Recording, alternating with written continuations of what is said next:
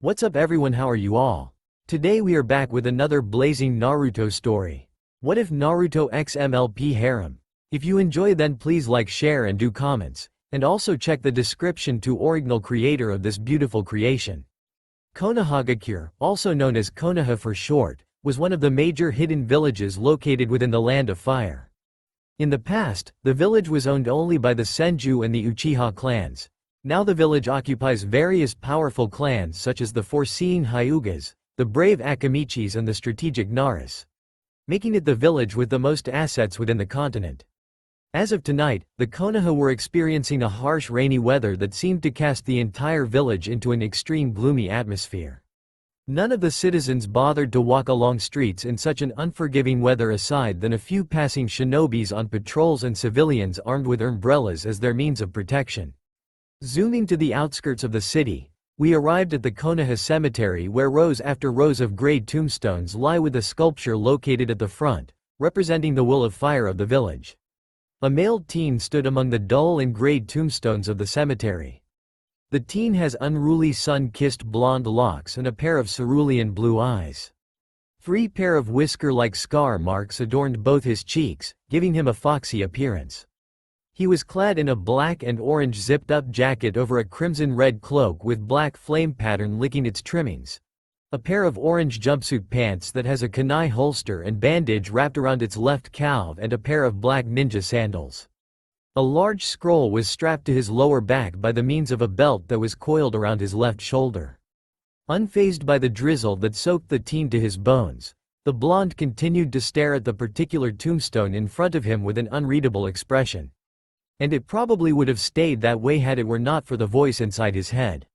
"It's time, Kit," a gruff voice mentally said within his mindscape. "If we don't leave anytime soon, they're going to find us." At first, the teen showed no sign of listening until he spoke, revealing his deep voice, "I know, Kurama." Turning around and walking away, the sun-kissed blonde casted one final glance at the tombstone for a few more seconds. A look of apprehension flashed through his visage, before casting a hand seal and disappearing in a swirl of leaves. Using the body flicker jutsu, the whiskered teen arrived at a forest clearing that was a good distance away from Konoha. The field was used to be a logging area to gather materials for rebuilding Konoha as indicated by the numerous empty tree trunks scattered all over the place but was abandoned once the Fourth Ninja War was over. "This is a good spot," he mentally thought to himself as he slung the large scroll he was carrying off his back and laid it on the ground. Unfurling the large scroll, the Jinchuriki was greeted with the sight of hundreds of ink-written kanji that either crisscross, circulates or overlap one another, forming one huge web of kanji. "I just hope this works." "It will," the mental voice added. "We put a lot in the line for this." Naruto's facial expression remained unreadable as he stared at his handiwork. He had rechecked the sealed jutsu and tinkered with it for several times, but that doesn't necessarily help determine whether if it will work or not. After all, it's not every day someone decided to create a jutsu that allows interdimensional travel in a matter of few months' time. Heck, he was surprised that he could even make one simply by referring through some old textbooks his godfather had left him with as well as with the aid of his Biju partner, Kurama. If things came for the worse and the jutsu doesn't work, they might be stuck in the plane of time-space continuum. Only one way to find out, he declared as he bit his thumb and causing a trickle of blood to flow out before flipping into a blur of hand seals. If there's one crucial thing that he learned from this, it's that his teleportation jutsu absurdly took more hand seals than any other regular jutsu. It was also for this very reason on why he initiated it far away from Konohagakure, to ensure that no one would disturb him in the process. In the midst of his preparation, he managed to spare one last glance behind him. Though he could see nothing but foliage after foliage of leaves, he knew that's the rough direction of his hometown, Konoha. "Sorry guys," he muttered to himself. "All of you are better off without me." With that said, he slammed his palm onto the center of the scroll. Reverse summoning technique. For the first few eye-blinking seconds, nothing unusual happened. Then, just when he thought it painstakingly failed, he began to feel himself, and his very life essence, being tugged into the scroll. As if to reflect this happening, his body began to emit a soft yet ethereal glow. Almost in a similar manner to when he entered his tailed beast cloak mode, with the minor exception of the conjured light being white in color.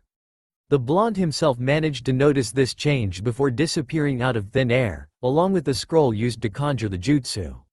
It was fortunate that he didn't stall any longer because as soon as he was gone, a group of shinobi landed onto the clearing. "Where is he, Kiba?" one of them spoke upon landing. He had a pair of lazy yet calculative eyes, black spiky hair that were tied in a pineapple manner, and was clad in a long-sleeved dark blue shirt that had a red swirl printed on the upper part of sleeves over a forest green vest, a pair of pants that had the same shade of blue as his shirt, and a pair of black sturdy ninja sandals. The question was directed to another member who was riding a white dog that was as big as him. Contrary to the first one, the person named Kiba gave off a feral-like appearance with his slitted onyx black irises and his brown hair spiked in all directions. To top it off, he was dressed in all-leather attire consisting of a zipped-up black jacket as well as pants and a pair of ninja sandals. Said person sniffed the air a few times alongside his dog before coming with a reply, "His scent ends here." "But he's not here. I already told you his scent ends right here, didn't I?" He answered back in distaste, obviously offended by the question.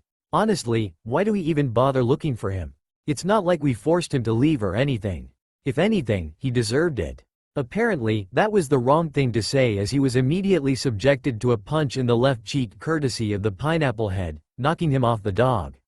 With a palm resting on his injured cheek, he glared at the culprit. "What the hell was that for, Shikamaru?"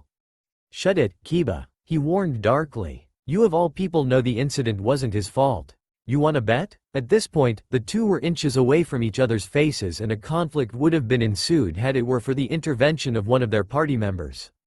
"That's enough, both of you," a female of the group shouted, shoving the two several feet away from each other with strength no woman should ever have. She had short pink hair that reached her neck, a pair of emerald green eyes, and was dressed in a sleeveless red kyopo dress with a circle design on the back, a pair of black shorts and a pair of black ninja sandals. "We're here to find Naruto, not to fight against each other." "Sakura is right," another male agreed. The voice originated from another male teen that was clad in a green spandex with orange warmers adorned his lower arm and legs. If his choice of clothing wasn't bizarre enough, he had a bowl-shaped haircut and a pair of bushy eyebrows that made him weirder. Strangely enough, this was obviously a daily occurrence for the group as none of them spared him a second glance. "He shouldn't have gotten that far from here. We should split up and start looking for him." The pinkhead named Sakura gave him an appreciative smile. "Good idea, Lee." The girl then turned to face the rest of the group. "Shino and Kiba will go to the west, me and Lee will go north, Shikamaru and Choji head east, Ino and Sai will go south. Everyone clear? Let's go." With silent nod of confirmations and an indignant huff from Kiba, the group split apart to their designated direction, minus the two teens named Shikamaru and Choji. "You okay, Shikamaru?" Among the group, the plump male named Choji was the only one who seemed to be equipped in a fully protective garb that consisted of a red baggy bodysuit over a set of samurai armor plating. "I'm fine," the pineapple-headed teen replied back in his usual monotone voice. "You go on ahead, I'll catch up." "Alright, but make it quick," he urged before disappearing with speed that belied his appearance. Yeah, I know," he replied back, which he doubted his team member would even listen. Once he was out of sight, silence permeated across the clearing as Shikamaru remained motionless, clearly deep thought of the current situation. Then, with a click of his tongue, he took out a cigarette pack and lighter from behind his vest. "Damn it, Naruto. Did it work?" Opening his eyes, Naruto was greeted with an ever-changing myriad of colors that does not rest well with his eyes. Glancing to his left and right, he realized that the colors surrounding actually congregated into the form of one large tunnel and he couldn't tell if he was going up or falling down. This must be the time-space continuum. It was a good thing he was trained to deal with this kind of shenanigans. Otherwise, he would have puked from all the nausea he was experiencing at the moment. And puking in the time-space fabric was the last thing he wanted to accomplish in his to-do list. It does work. Don't get your hopes up just yet, Gaki. We still have yet to arrive to another world. Kurama mentally scolded. For all we know, we'd probably be stuck here forever. Naruto smiled at his partner's remark. That sounds nice. He wasn't sure if it was due to the space traveling taking its toll on him, but at this point, the blonde didn't really care where he was going to. He was already content simply from leaving the land of fire. If what Kurama said was true and he really does have stuck here, then that's that, he suppose. It's not like anyone's gonna miss him anyway, especially not after what he did.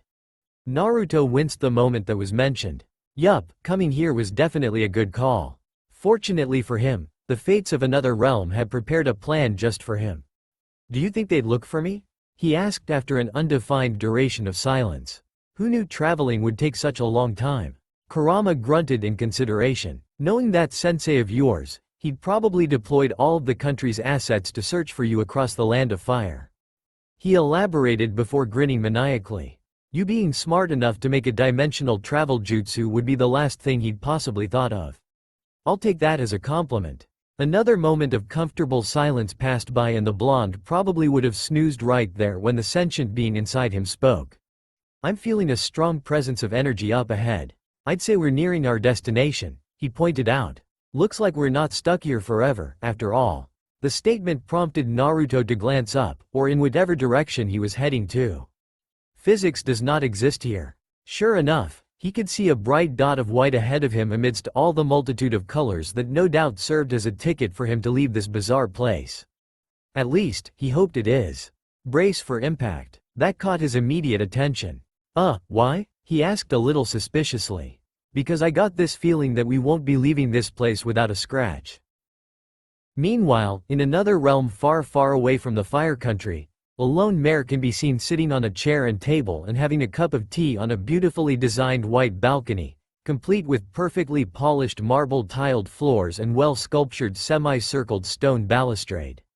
The mare has a pair of sparkling pale magenta eyes, a quad-colored mane and tail consisting of light cerulean, turquoise, cobalt blue and heliotrope that seemed to wave and defies gravity, and was coated in a rich light fuchsia gray fur that no doubt took plenty of effort to take care of. To further elaborate her grace, the pony had a golden tiara emblazoned with a purple diamond gemstone located just behind her alicorn horn, a golden bejeweled necklace with a similar shaped purple diamond gemstone in the center wrapped around the base of her neck, and golden ornamented slippers adorned each of her hooves. It didn't take a scientist to tell that she was of royalty descendants. Ah, peace and quiet. She rejoiced. The white pony's lips curved into a smile as she gently took a sip of her tea. Nothing beats a morning than having a cup of tea accompanied by a few of her favorite crumpets early in the morning. It was this kind of small pleasures that made her look forward to living every day. Truth to be told, her schedule was actually packed for the next few hours, but no matter, that doesn't stop her from enjoying her already scarce break. After all, such was the fate of being a leader of a country. Sadly, as scarce her breaks were, her beloved bubble of tranquility was shattered when the ground underneath her suddenly shook, prompting her to nearly drop and shatter her favorite tea set. Alarmed, the mare quickly got of her seat and looked around in shock. What was that? Princess Celestia. Upon hearing her name being called out, Celestia spun around and saw two ponies galloping towards her. One of them was a mare while the latter was a stallion. Cadence, shining. The first one was her beloved niece named Princess Mi Amore Cadenza, or Cadence for short. She had a pair of light purple eyes and her feminine pony figure was enveloped in pale, light grayish cerise fur. Unlike her beloved aunt's four-colored, waving mane, Cadence's curly mane and tail only consisted of mostly moderate violet with a few strands being moderate rose and pale gold, and was tied in a ponytail-like manner by a piece of sky-blue ribbon. The stallion was her recently appointed lieutenant called Shining Armor. At first glance, the stallion's muscular body structure gave him an earth pony-like appearance, though the unicorn horn on his head meant otherwise. He had a pair of moderate cerulean blue eyes, a wild mane and tail that were a mixed color of moderate sapphire, cerulean and dark phthalo blue, and was covered in light gray fur. Rather than clad in jewelries like the first two ponies, the gray stallion was clad in a silver Greek-themed armor consisting of a Trojan helmet with red plumes on his head, a chest plate, a saddle armor and a set of gauntlets armed on all his four legs. We felt the ground shook just now. Shining exclaimed, "Are you all right, Princess Celestia?" "I'm fine." The two sighed in relief, glad to know that their ruler was fine. "What was that anyway? Is it an earthquake?" Cadence asked worriedly. Celestia furrowed her eyebrows at that. While natural calamities still occur every now and then, An earthquake was the last thing her beloved Equestria would ever encounter due to its geographical location on the planet. I don't know, Cadence, but I doubt it's an earthquake, Lieutenant Shining replied on her behalf. But whatever caused the tremor, it's obviously coming from that direction. Pointing a hoof, the stallion prompted the two mares to avert their gaze to a faint trail of black smoke that was emerging from behind the mountain lines. Cadence squinted her eyes as she stared at the direction. Celestia could already imagine the gears churning inside her mind. Isn't that where Ponyville is? Now that you mentioned it, you're right, that is Ponyville. Shining agreed after mentally assessing it himself. What should we do, Princess Celestia? Celestia pondered deeply about this before she spoke. Lieutenant Shining, do you have anything today? The question caught said stallion by surprise, prompting him to briefly share an eye contact with Cadence. No, why do you ask, Princess Celestia? We'll be paying Ponyville a quick visit. Pain. That was the only thing Naruto felt as soon as he arrived at this so-called new dimension. Kurama wasn't kidding when he said he won't be arriving here without a scratch. While the jutsu had been relatively successful, it wasn't perfect enough to provide him with a smooth, painless landing. This was proven by how the blonde appeared several hundred feet above altitude level before roughly landing on the ground and inadvertently forming a huge crater like a burning meteor. Note to self. Apply less chakra into the jutsu and try to make it as less painful as possible. He feebly whispered to himself as he remained splayed in the crater he created. Fortunately, he was saved from any more physical torture when Kurama's healing factor kicked in, snapping any misaligned bones back into place and patching up any open wounds. In a few minutes' time, he was completely healed. Upon getting off his crater and glancing at his newly profound surroundings, Naruto thought he landed at the Forest of Death but quickly dismissed such thought. While the place certainly carried the same dark and gloomy vibe as his home place, the trees weren't as tall or thick, not to mention the place also have flora and fauna he wasn't entirely familiar to his realm. Still having a slight headache from the dimensional travel, Naruto pressed a palm on his forehead to soothe the pain. He winced in pain, however, when instead of flesh, he felt something rock solid against his head. Puzzled, the blonde brought his hand into his line of view. He froze. Instead of seeing his palm like always, Naruto was greeted with the sight of an animal hoof. Not a hand, just a hoof. And it definitely belonged to him, seeing that it was twitching and moving in accordance to his command. He then proceeded on looking at his other limb and was met with the sight of another hoof. Panic began welling up within himself. The knucklehead ninja frantically looked around him for something. Anything. His eyesight then rested on a stream of water flowing nearby, in which he wasted no time limping to like a crippled old man to examine his reflection. As soon as he did, he finally realized that it wasn't just his hand that underwent a change. Instead of his human form, he was in the form of a horse layered in orange fur. His spiky blonde hair was now turned into his mane that went along the backside of his neck. His cerulean blue eyes remained the same, but he could have sworn it glowed much more than usual. Just like any other horses, he too had a tail that comes in the same color as his golden locks. Naruto blinked. A moment of awkward silence permeated by before all hell broke loose. Then, he did what any sane man would do in his situation. What the hell? What the hell? He yelled incredulously, taking a step back from the stream and looking down at his newly profound body in pure shock. Why am I a horse? Ignoring his tenant's shock, Kurama burst into a fit of echoing laughter that resonated within his mindscape, obviously enjoying his partner's newly profound predicament. If he knew any better, this was the first time he ever actually laughed genuinely over something so ridiculous.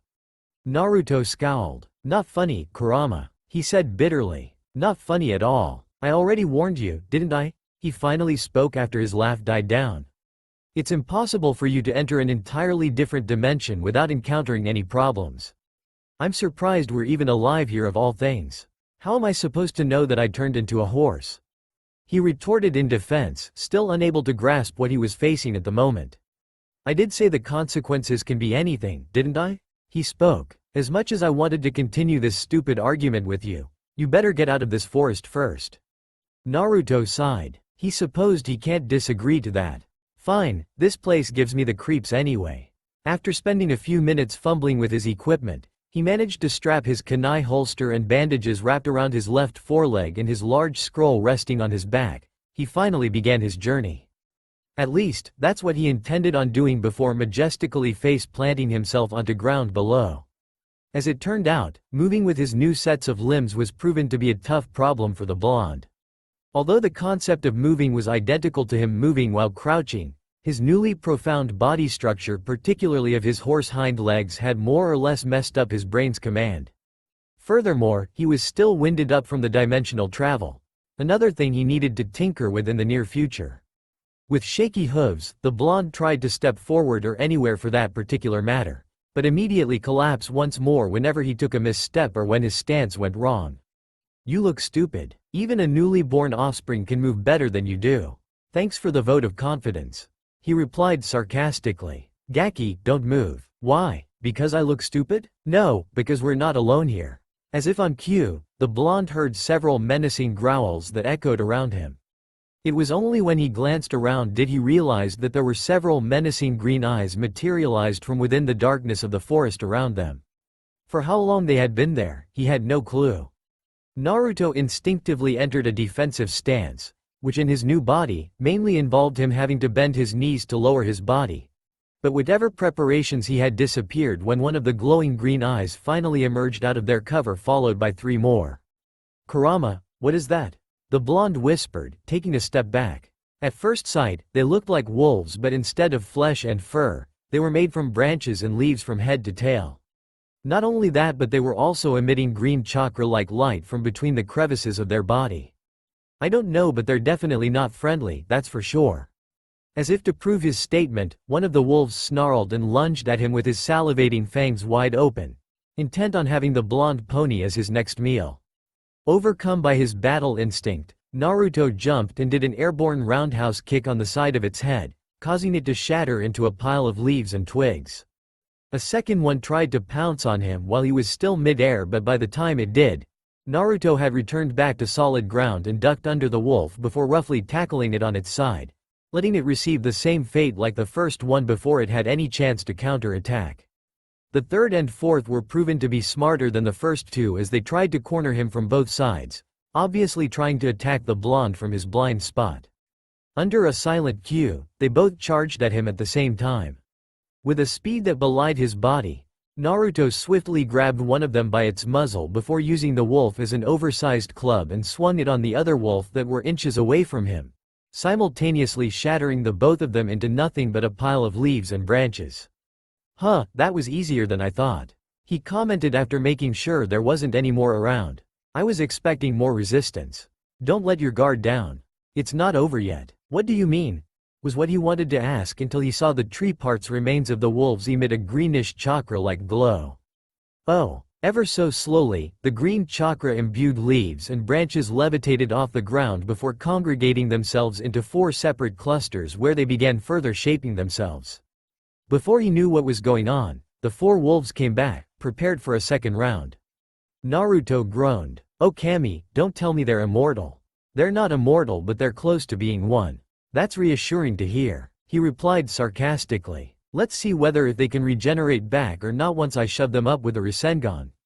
Standing on his hind legs, the grinning blonde stallion began doing his signature move of creating his favorite futon jutsu with his 4 hooves. The wolves stopped their advancement at that, obviously wary after discovering that their next meal can fight back. But nothing happened. Puzzled, he tried forming a Rasengan once more, but still nothing happened. He couldn't even feel any chakra flowing. No chakra flowing, no chakra. "Kurama, remember the time when you said about this realm's term and condition?" "Yeah, what about it?" Kurama inquired. "Does it also include me not being able to use chakra?" Silence. "The idea is plausible." More silence. "Well, this isn't good.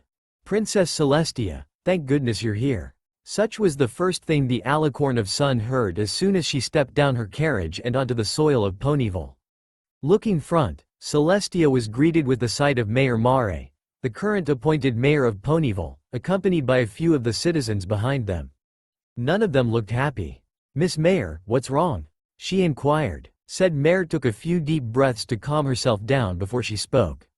"A few minutes ago, there was a powerful explosion coming from the Everfree forest," she reported. "It was disastrous, I tell you.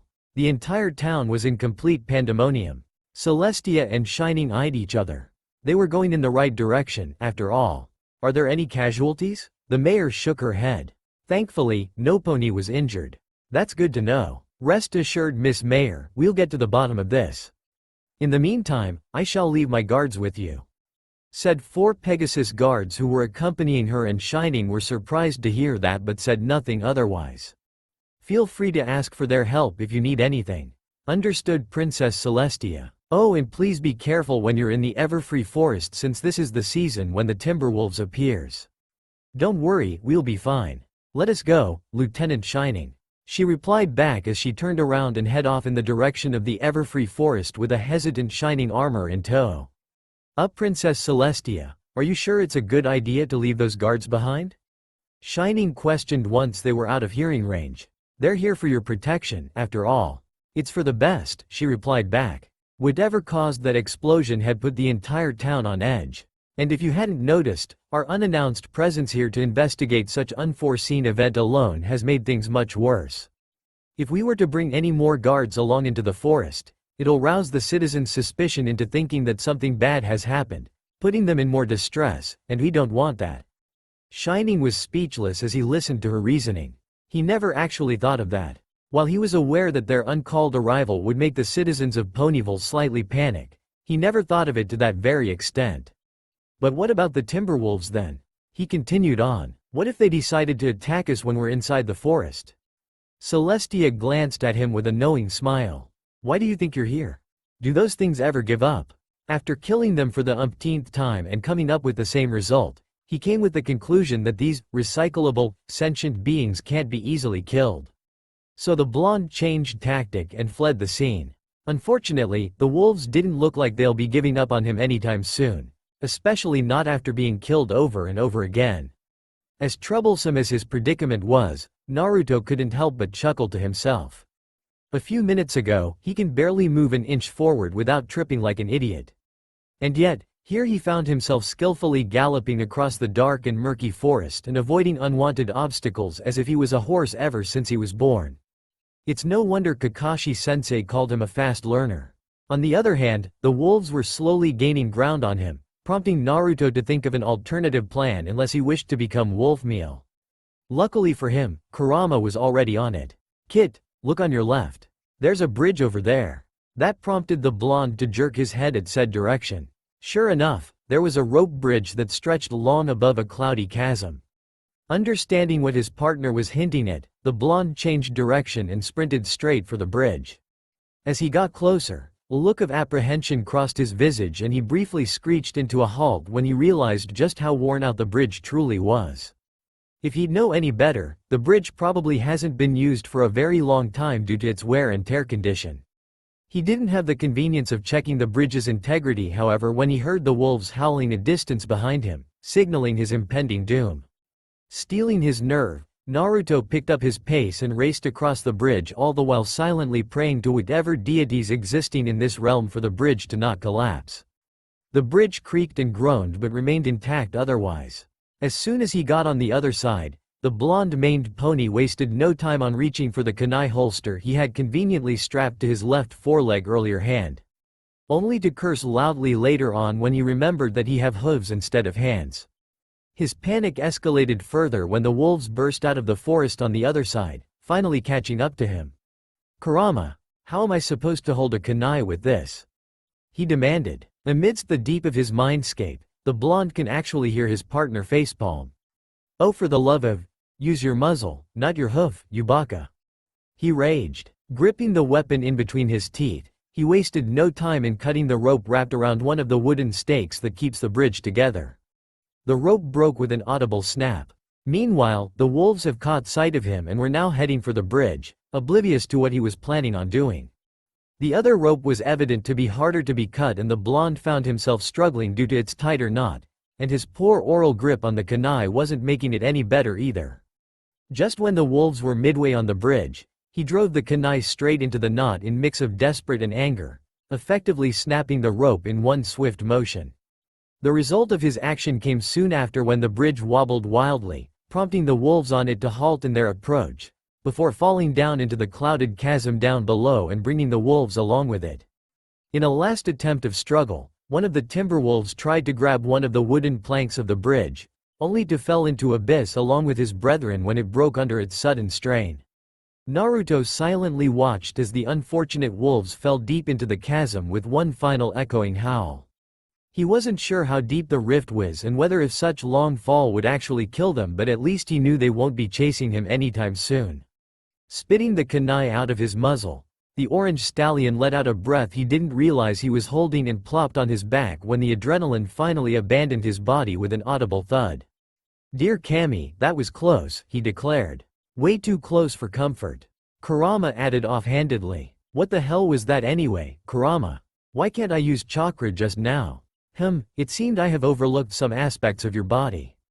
"What do you mean?" he questioned, not liking where this was going. "After conducting a quick scan of your body, I found out that your physical body isn't the only thing that had undergone a change but your chakra coils as well." There was a brief silence before Naruto full registered what he just said. Wait, are you saying that I can't use chakra anymore?" For a full-pledged shinobi, there was nothing scarier than permanently not being able to use chakra. And Naruto wasn't an exception for this. "Calm down, Gaki. I didn't say that you permanently won't be able to use chakra. Otherwise, I wouldn't be talking to you now, do I?" Naruto pondered about this. He had made a point. Kurama was a sentient being made entirely out of chakra. If he can't use chakra, the nine-tailed fox wouldn't still be here talking to him. "So what's gonna happen to me then?" he questioned once more. "As much as I loathe admitting it, I don't know. I've never actually encountered this kind of situation before, so I'll need some time to check it out. In the meantime, I suggest you get out of this forest fast before we encounter any more of those wolves, or any other monsters that resides within this forest for that matter." Easier said than done. How am I supposed to get out of here when I don't even know where I am? Maybe investigating that building behind you would be a good start. Naruto raised a quizzical eyebrow. "Building? What building?" he inquired before turning around. "Oh, that building." A huge medieval castle loomed behind him. If the forest was scary, the castle was scarier with its ruined state consisting of stone walls that have worn out from continuous weather influence, overgrown mosses that have decided to take hold on various parts of the castle remains, and the overall intimidating atmosphere of the entire place. Naruto stared at the huge structure with a completely blank look. "How did I not see that? Your obliviousness knows no boundaries, Kit." By Equestria, what happened here? Parting away a few strands of her quad-colored mane from her eyes, Celestia gazed at the devastation before her that came in the form of a still sizzling crater in the middle of the ever-free forest where Naruto previously was. Apparently, she had underestimated the situation than she thought it would have been. While the deforestation was a matter she should take concern of, she was profoundly more worried of the culprit who created this crater. Not even the strongest unicorn she was familiar of was capable doing magical destruction to this extent. Trotting onward to the edge, Celestia glanced at Shining, who were down in the crater, who currently investigating it. "Found anything, Lieutenant Shining?" said Stallion. Shook his head. "None. Aside than a few odd traces of lingering magic, I found nothing." "Odd? Odd in what way?" "When I first examined the crater, all I sensed was just small traces of magic, but after doing a thorough scan, I realized that there are also traces of something else. An entirely different energy signature that I'm not familiar with. It behaves similar to magic, but at the same, it's not. Could it be black magic perhaps?" Shining shook his head once more. "Black magic usually emits a dark and malevolent aura, and this one doesn't have any of those characteristics." "Well, this is disconcerting. What should we do?" "We're going to continue this search. Whoever did this, he or she probably hasn't got that far from here." "But how are we going to do that? The Everfree Forest isn't exactly small, and if we were to call for reinforcements from Canterlot, the culprit would probably have been long gone by the time they arrived," he pointed out. "More importantly, why would any pony be doing in the forest anyway?" The alicorn of the sun fell silent as she pondered about this, and she snapped her head upwards when a light bulb flickered to life above her head. "I may have a clue on where this pony had gone to." Shining evidently perked up at that. "Really?" Celestia nodded. "I just hope I'm wrong." Meanwhile, in another part of the Everfree Forest, the blonde found himself occupied with another mind-boggling issue. And that issue involves him trying to get the front entrance of the castle ruins opened. Naruto gritted his teeth when the large double wooden door in front of him wouldn't budge despite pulling his strongest punches. In normal occasion, he would have been able to easily pry it open with a single Rasengan or any other ninjutsu he had kept in his reserve, but seeing that he was temporarily unable to use chakra, he'll have to do it the old style. And that style of his wasn't working in the slightest at the moment. The blonde bashed it several times with his front hooves, but the door remained unperturbed, as if to mock his inability to use chakra. Poor Naruto was not amused, not one bit.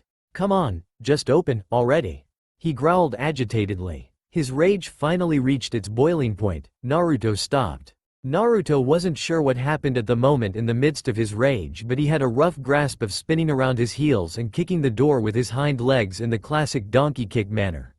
A habit he does when dealing with stubborn vending machines. Strangely enough, the door opened.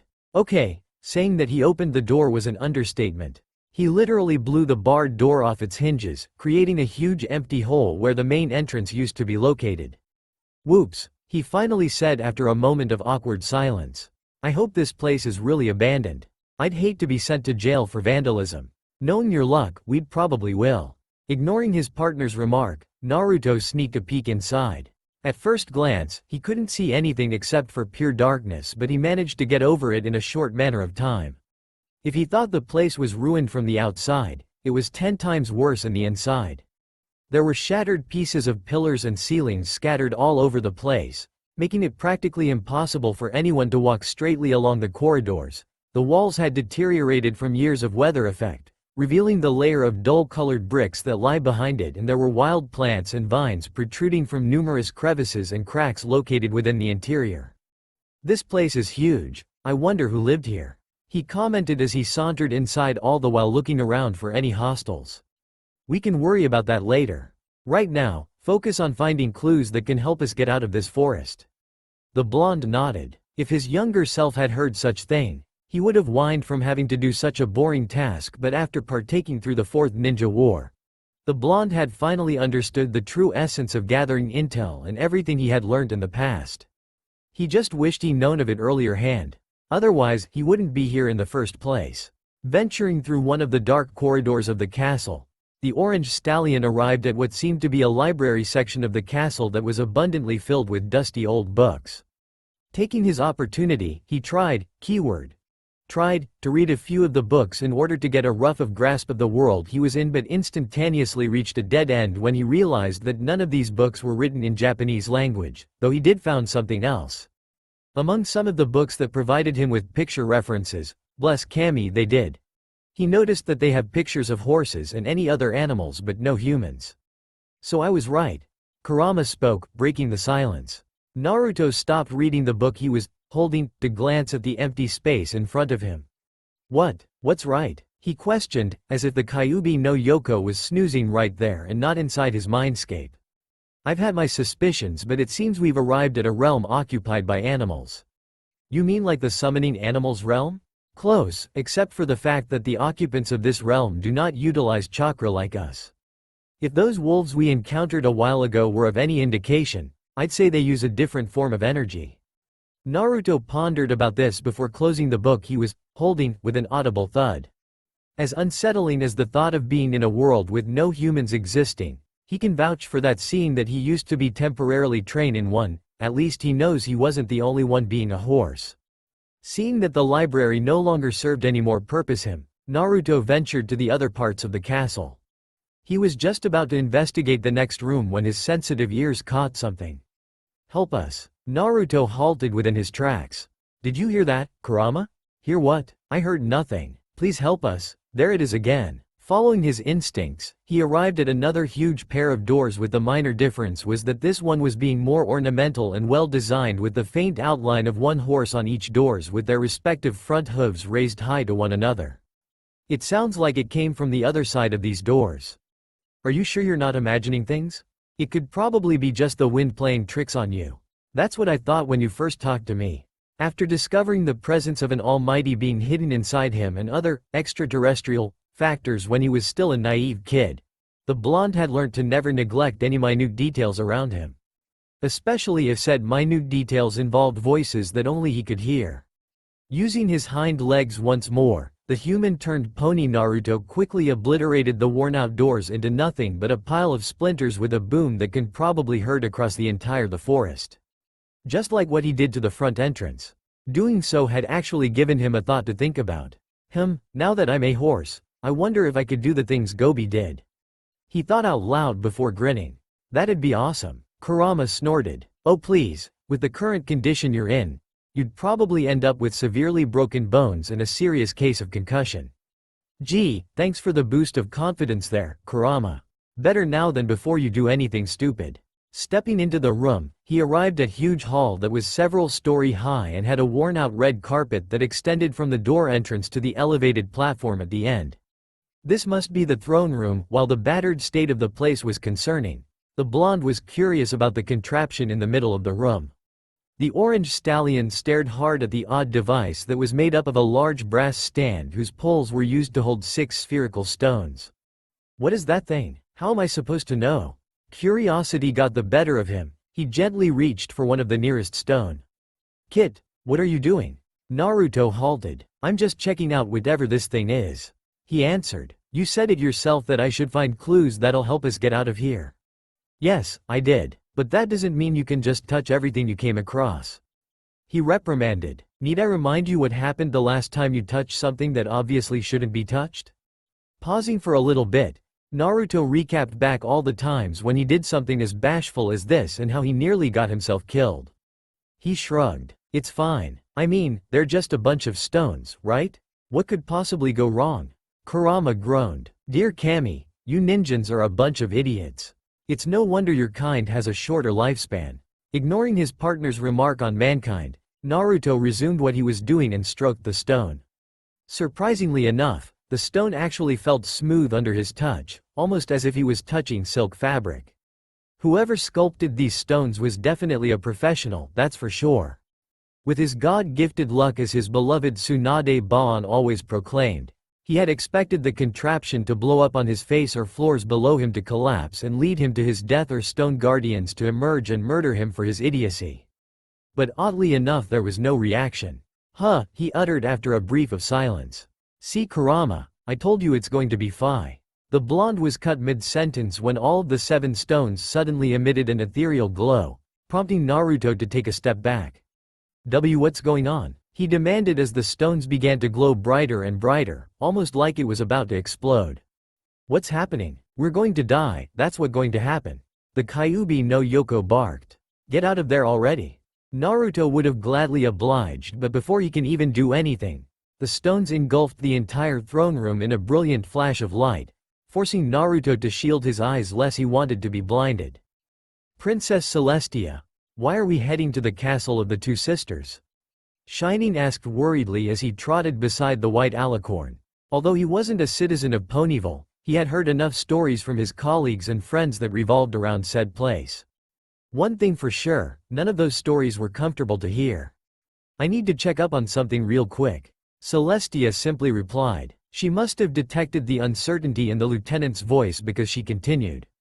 You don't have to follow me if you want. I can manage myself there. Shining inhaled a shaky breath. As tempting as the offer was, he couldn't just abandon the ruler of Equestria because of some rumors. Particularly not in that castle of all places. No, I'm good. In the midst of their conversation, the alicorn and unicorn arrived at the broken bridge. The very same rope Naruto had cut loose a while ago. The bridge collapsed, he commented as he glanced down at the chasm and the remains of the bridge that was loosely dangling by their side of their cliff. Stand back, Princess Celestia, I got this. Using his unicorn capability, Shining imbued the collapsed bridge in his signature light rose-colored magic power, prompting the bridge to slowly float upwards before connecting itself to the wooden stakes on the other side and fix itself. Truth to be told, they can actually magically teleport over there, but he didn't want to trouble Princess Celestia. Pressing a hoof on the bridge, the lieutenant tested the bridge a few times to make sure its integrity is ensured. He whistled. Twily was right, that repair spell was useful after all. He complimented before turning around to face Celestia. We're free to continue. Celestia nodded. Good work, Lieutenant Shining. As the two slowly walked across the newly repaired bridge, The fog that previously obscured their visions parted away and the castle of the two sisters came into view in its ruined glory. Cold shiver ran down Shining's spine when he saw the castle, but he tried his best to ignore it for the sake of Celestia. Not too long after that, the two arrived at the huge gaping hole where the castle's front entrance previously was several minutes ago. Although Shining paid it no attention as he walked in, Celestia had briefly stopped her movement and casted the broken door with a suspicious look. "Is something wrong, Princess Celestia?" he inquired when he realized she wasn't following. "It's nothing," she answered back as she resumed walking. "Let's move on. Princess Celestia is not acting like herself," Shining thought as he glanced at his leader with a somewhat pitiful look. "I guess even after all these years she's still haunted by that incident." Not wanting to trouble the alicorn, the lieutenant decided to keep his muzzle shut and let Princess Celestia do her thing, whatever it was. The journey throughout the castle was rather uneventful, but Shining had kept his guard up in case there were any hostiles nearby. Fortunately, aside than a few spiders and other creepy crawlies that had put Cadence into complete distress, he found none. Their trip came to an end when Celestia and Shining arrived at an opened pair of large doors that were obviously led to the throne room. Just like the front entrance a while ago, the doors were widely opened, another thing that made her uncomfortable.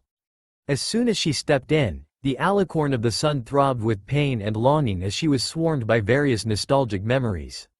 Excluding its wrecked state, the throne room appeared exactly just like how she had last seen long time ago.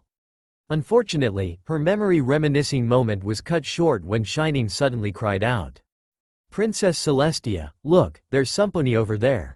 That broke Celestia out of her deep thoughts and prompted her to look away. Sure enough, there was indeed a pony lying in the middle of the throne room. How she didn't notice him a while ago, she had no clue. Meanwhile, Shining was a step ahead of her and had flash teleported to his side. "Hey, are you okay?" he called out, shaking the unconscious pony. The colt groaned a few incoherent words. "Is he all right?" she inquired once she arrived there. There was a brief silence before Shining spoke. "He's fine, he's just unconscious, that's all," he reported. "What is this guy doing here anyway?" Celestia took the opportunity to examine him. Judging from his size, the blonde-maned, orange-furred stallion appeared almost the same age as Shining and was obviously an earth pony due to the absence of a horn or wains. Just like most ponies, he doesn't wear any piece of clothing minus the pouch strapped to his left foreleg and the fancy-looking scrolls slung over his back. "What should we do?" he inquired. Celestia bit her lower lip, obviously thinking deeply about this. Aside than the blonde colt she was looking at, they didn't found any pony else in the Everfree forest. Thus, it made him the most susceptible suspect so far. So Celestia came up with the only conclusion she can do at that very instant. "Prepare the carriage. We're bringing him back to Canterlot." "Oh Cammy, where am I now?" As the sudden flash of light's intensity ceased, the blonde opened his cerulean blue eyes and expected to see the castle ruined grounds once more. Instead, he was standing in a blank white void which he assumed was another part of his mindscape that he never treaded through. How he came up to such conclusion he had no clue. Probably due to the fact that this wasn't the first time he ventured through such places. "Kurama?" he called out as he looked around. "Anyone?" Silence. Frowning slightly, Naruto pondered hard on how he got here when something clicked inside his mind. Am I dead? Had he done it? Had his stupidity really become his downfall? Or was it because Cammy hated him so much that he decided to conclude his life in the most stupid way possible? Fortunately, his negative thoughts ended when he felt something shone above him. Glancing up, he was greeted with the sight of 6 floating hexagonal gemstones, each having their respective colors of red, purple, violet, green, yellow and blue. Bathed in pillar of white light, the well-sculptured gemstones were easily the most beautiful thing he ever saw in the blonde's life. Whoever made these stones was obviously an expert, though he had this odd feeling that they weren't man-made regularly. However, as beautiful as they were, these stones also seemed to emit some sort of an aura that he couldn't help but felt ease with. Almost like him when he entered his tailed beast cloak. Naturally, the stones gave no verbal reply. Instead, they proceeded on floating closer towards and formed a ring around him. Once they were in place, the stones then began twirling around him at a constantly increasing speed until they were nothing but a glowing ring of white with him still at the center. The stones were spinning so fast that it triggered a whirlwind that caused his blonde mane and tail to whip wildly and his orange fur to stand on their ends. Finally, the single word alone served to break him out of his stupor. That voice. It's the same one he heard when he was in the castle ruins. Did the stones just talk to him? Whereas talking gemstones weren't the weirdest thing he had encountered in his life. There were already plenty of things that took such spot. That didn't make it any less disturbing. If he knew a better, fate had a way of frequently involving him with inanimate objects that may or may not try to kill him on sight. For several millennia, we have stayed dormant, simply doing nothing but waiting for the arrival of the chosen one. Yup, the stones were definitely talking to him. Either that or he was having a serious case of concussion from the impact of the fall. And now you're finally here. As if on cue, glittering particles was scattered from the rings and spread away from him in an outward manner. Said particles then congregate into one spot before taking shape into something, or some pony to be exact. The pony was big, almost the same as him except more feminine looking, with a long and narrow horn protruding out of the head, a pair of bird-like wings that were as big as the rest of the body, and was clad in armor plating at some parts of her body. However, what caught the blonde's attention was the pony's mane and tail that looked like they were composed of a piece of the starry night sky instead of actual hair. He was taken aback when the pony suddenly stood on its hind legs and let out a high-pitched hoarse whine. Before he could even ask what was going on, tendrils of darkness began reaching out from where she stood and spread out. Naruto himself found it to be slightly unnerving when said darkness broadened across whatever plane of existence he was on, anointing its previously blank state into a contrasting black environment. As soon as it happened, the silhouette of the pony disappeared and was replaced with another presence. A presence he couldn't make do properly aside than it being a snake-like in shape with non-symmetrical body parts consisting of paw-like left arm, a clawed right arm, a talon-tipped left foot and a hoofed right leg. Naruto didn't have time to identify any more of its features when the dragon-like being suddenly zipped away from its spot and flew around him in an uncoordinated manner. As he flew on, the surroundings around it would contort into an array of random colors and things that his unfortunate eyes appreciate.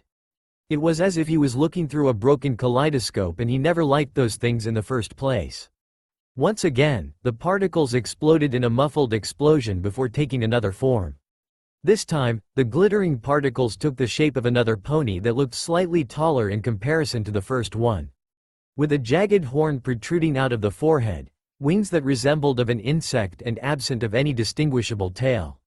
Ever so often, the figure would frazzle and was momentarily replaced by another pony with different features before resuming back its original form. Alongside that, a fraction of the glittering dusts was used to form a smaller pony, a filly to be exact, in front of it. While it didn't look like the taller one was about to do any harm, Naruto's eyes squinted in suspicion when he noticed faint trails of the same glittering particles float out of the filly and was seemingly absorbed by the other. The filly didn't even seem to notice what was happening, and by the time it did, it was already slumped to the ground, either unconscious or dead. Not giving him any time to ponder what he just saw, the stones willed the particles into another pony.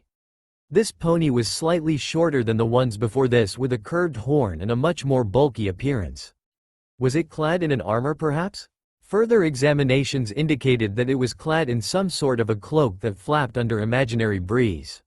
Stomping a hoof on the ground, the silhouetted pony unleashed what appeared to be a Mokuton jutsu when rock spikes rose out of the ground around it and reached for the sky.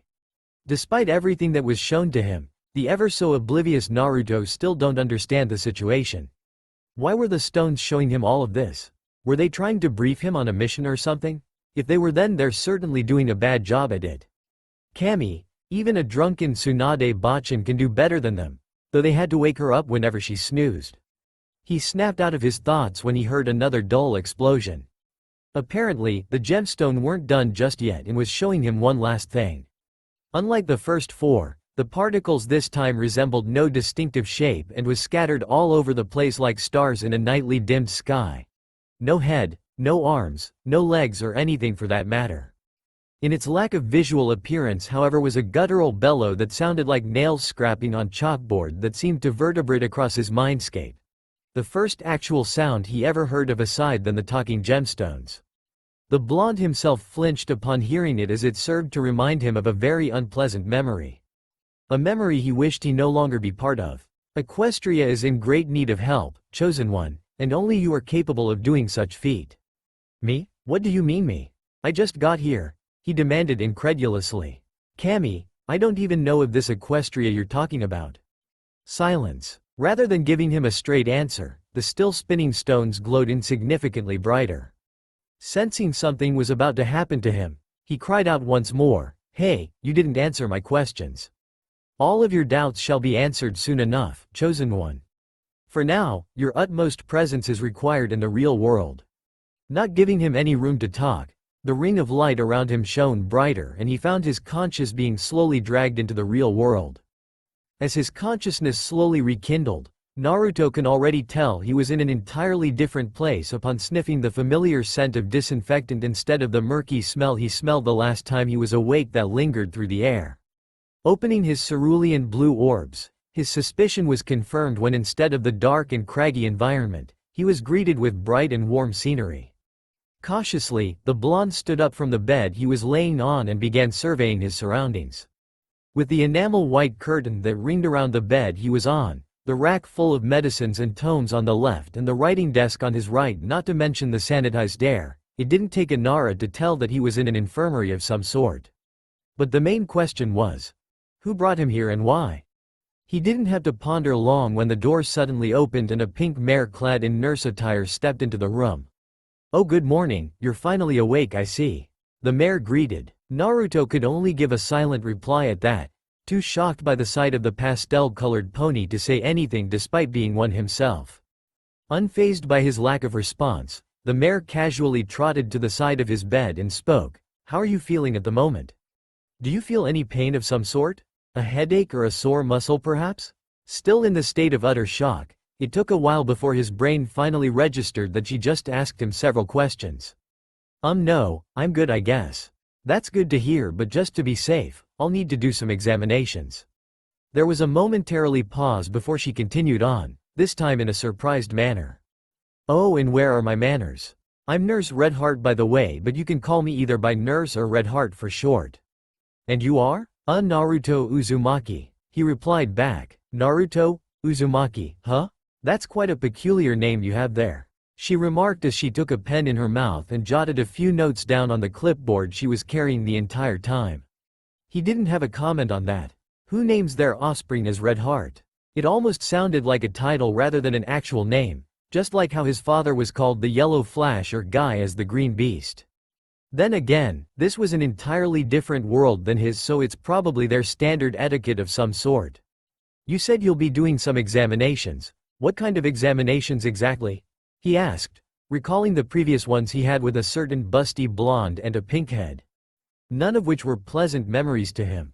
"Nurse Redheart, don't worry, it's nothing extreme." The whiskered blonde would be lying if he didn't have a hard time believing that. Past experience had led him to believe that physical examinations involved having his joints being bent at angles that weren't possible and his mental capacity tested to the very utmost limit. Yet, Nurse Redheart did none of that. Which makes him wonder, if examinations were meant to be this simply, then what the heck was he doing a long time ago? Heeding her words close to her heart, the only things the mare ever done was just pressing her hooves on several parts of his body as well as rotating his joints, all the while keeping a lookout on his facial expression for any reactions. Nothing that required him to tap into Kurama's chakra for any quick recovery, not that he can do so in the first place. In a few minutes' time, she was done and went back to jotting down a few more notes on the clipboard. "Oh, that reminds me, there's someone who would like to talk to you once you're awake," she stated upon remembering. "Can you walk?" "I think I can." Removing the blanket off him, Naruto tried to take his first step once more. He stumbled for the first few moments, but aside than that, he was good to go. "I'm good." "Great." Heading to the door she got in from, Nurse Redheart opened it and motioned Naruto to go out first. He obliged and stepped outside, only to freeze at what he saw. The blonde probably would have stayed there gaping like a fish on land had the nurse didn't speak to him. "Come along, we don't want to keep her waiting any longer." Where am I exactly?" he called out. "Why, you're in Canterlot, of course," she replied simply, as if that alone would satisfy him. It didn't. I see. Shaking his head off his stupor, he ran up to catch up with the white mare that was already a few meters ahead of him. You said we don't have to keep her waiting. Who is this, her? Why, Princess Celestia, of course. She's the one who brought you here. Naruto nodded in understanding but blinked when he finally processed what she just said. Wait, did you say princess? If the white mare heard his last question, she didn't show it. Here we are, she declared as they arrived at a pair of golden ornamented doors that were as tall as the ceiling above them, decorated with the abstract mural of a white pony seemingly reaching for the sun above her. The image looked familiar somehow, but he didn't have time to ponder about it when Red Heart relentlessly opened it before nudging him in. Now go on, she's waiting for you inside. Alright, no need to push me, he said. For a mare that was a few inches shorter than him, Red Heart was surely strong, and it reminded him of Sakura somehow. As he stepped in, the blonde arrived at a hall that was as grand as any other part of the castle he came across, with its well-polished marble-tiled floors, several white spiraling pillars used to support the ceiling whose surface was decorated with more mural paintings depicting several ponies doing different actions he wasn't familiar of. The walls weren't excluded from the decoration either, as they were installed with colored tinted glass windows representing even more ponies. As beautiful as the scenery was, his eyes were more focused on the table that lay at the center of the hall. He instantaneously drooled at the sight of the numerous delicacies that was displayed before his cerulean blue eyes. He didn't even realize that he had trotted to the table until it was too late. Ah, you're finally awake, I see. Looking at his front, his eyes went wide in bewilderment when he found her that Nurse Red Heart mentioned about standing on the other side of the table. From her elegant appearance, she was obviously a mare, but with a more adult-like horse appearance, unlike the other ones he encountered before this. However, what shocked him the most was her rainbow-like mane that seemed to flow under the slightest flow of air, and the wings that were jutting out from her sides. Unaware of his shock, the mare trotted towards him with a grace that reflected her beautiful emergence, all the while giving him a smile that he couldn't help but feel tranquil with.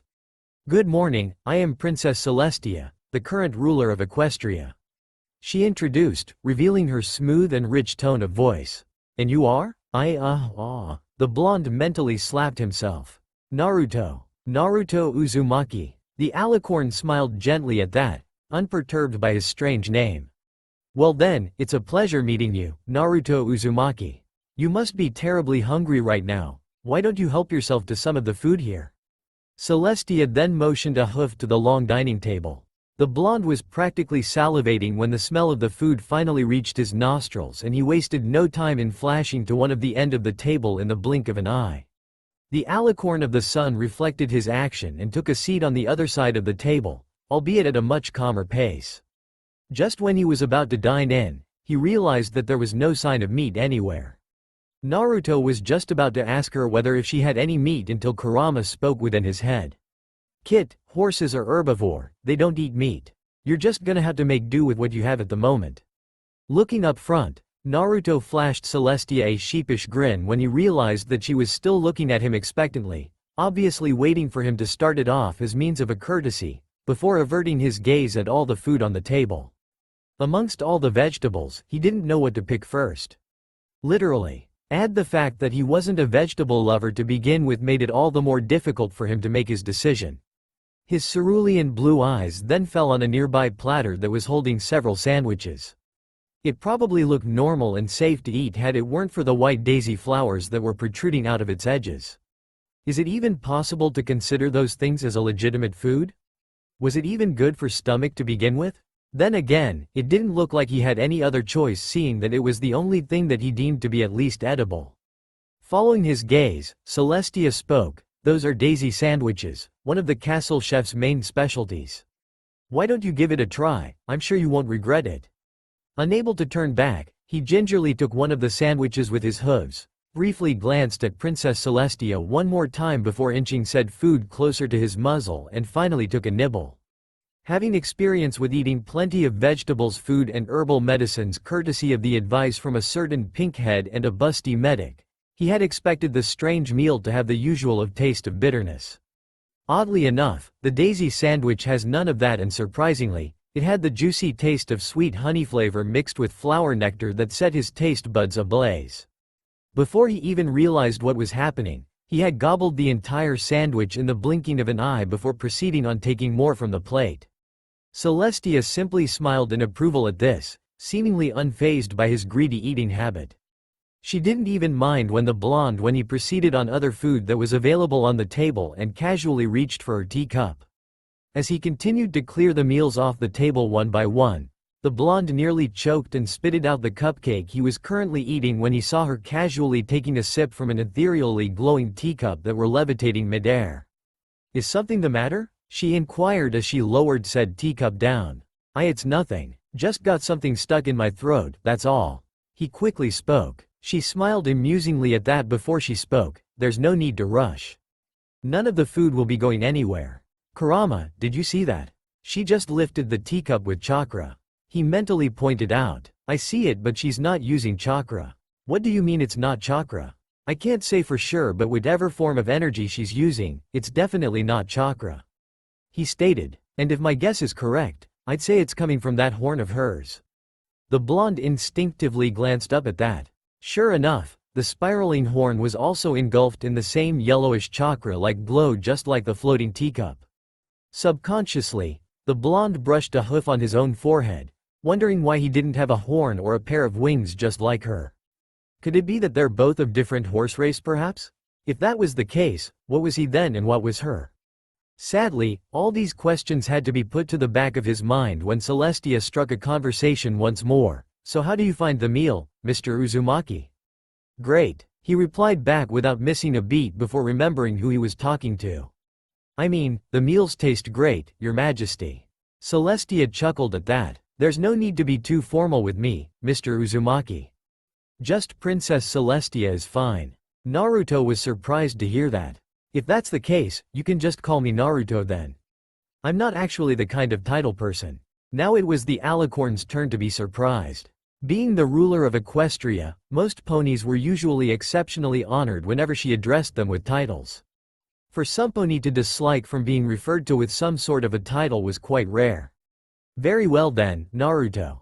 If you don't mind, I have one question to ask." Naruto took a second to swallow his food before he talked. "Sure, what is it?" "Yesterday morning, a brief earthquake occurred a distance away from here and near to a town called Ponyville. Further questioning of the citizens there allowed us to pinpoint the origin of the tremor to be somewhere in the Everfree Forest." The blonde continued to nonchalantly munch on his meal all the while keeping a close ear to Princess Celestia as she continued on. "After investigating the crater there, we discovered what seemed to be some sort of a trail that led to a castle deep inside the forest. The very same place where we found your unconscious form." The blonde stiffened at that. "My question to you now is, what were you doing in the Everfree Forest and in the castle of the two sisters of all places?" she inquired with a solemn expression. "In case you haven't known, those places aren't exactly safe for any pony to enter." Now that his stomach was filled and his senses came back, it was only by then did he notice something was amiss. Before this, all he saw from her was kindness. Now he can finally notice that this Celestia wasn't some pony you should be messing with. His instincts were internally screaming at him to be wary of her. Not in the hostile way kind of way, but more towards the be careful of what you tell her kind of way. Reaching for the glass of water meant for him, the blonde purposely downed it in one go as his brain churned for whatever lies he could think of. Yet, despite having a filled stomach, he found it difficult to think of such thing. Somewhere at the back of his mind, something aside than Kurama was strongly advising him to not do so. "I'm not from here," he finally admitted. The words slipped off his lips. Celestia casted him a puzzled look. "What do you mean?" she inquired. "Are you saying that you're a traveler of some sort?"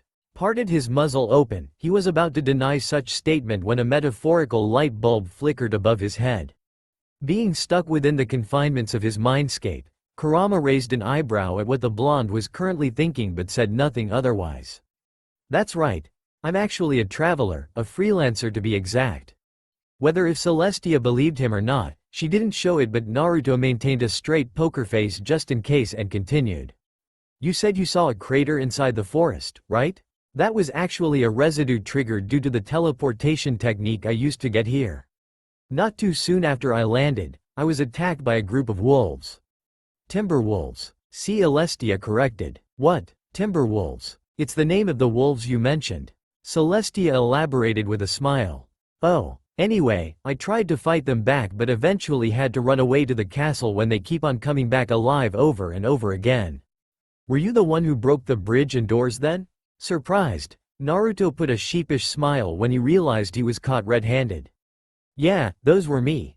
I had to make sure those timberwolves don't chase after me. He defended. Once I was safe, I sort of fainted from all the fatigue I gained. Well, that's quite a story you have there. Celestia concluded. Yeah, sorry if I caused any unwanted trouble or anything. He apologized as he scratched the back of his head. It's alright, I'm just glad that you're safe. She reassured. Though I must say, it's not every day Sumponi decided to fight the Timberwolves, even if you don't know what they're capable of. You must be quite skilled combat.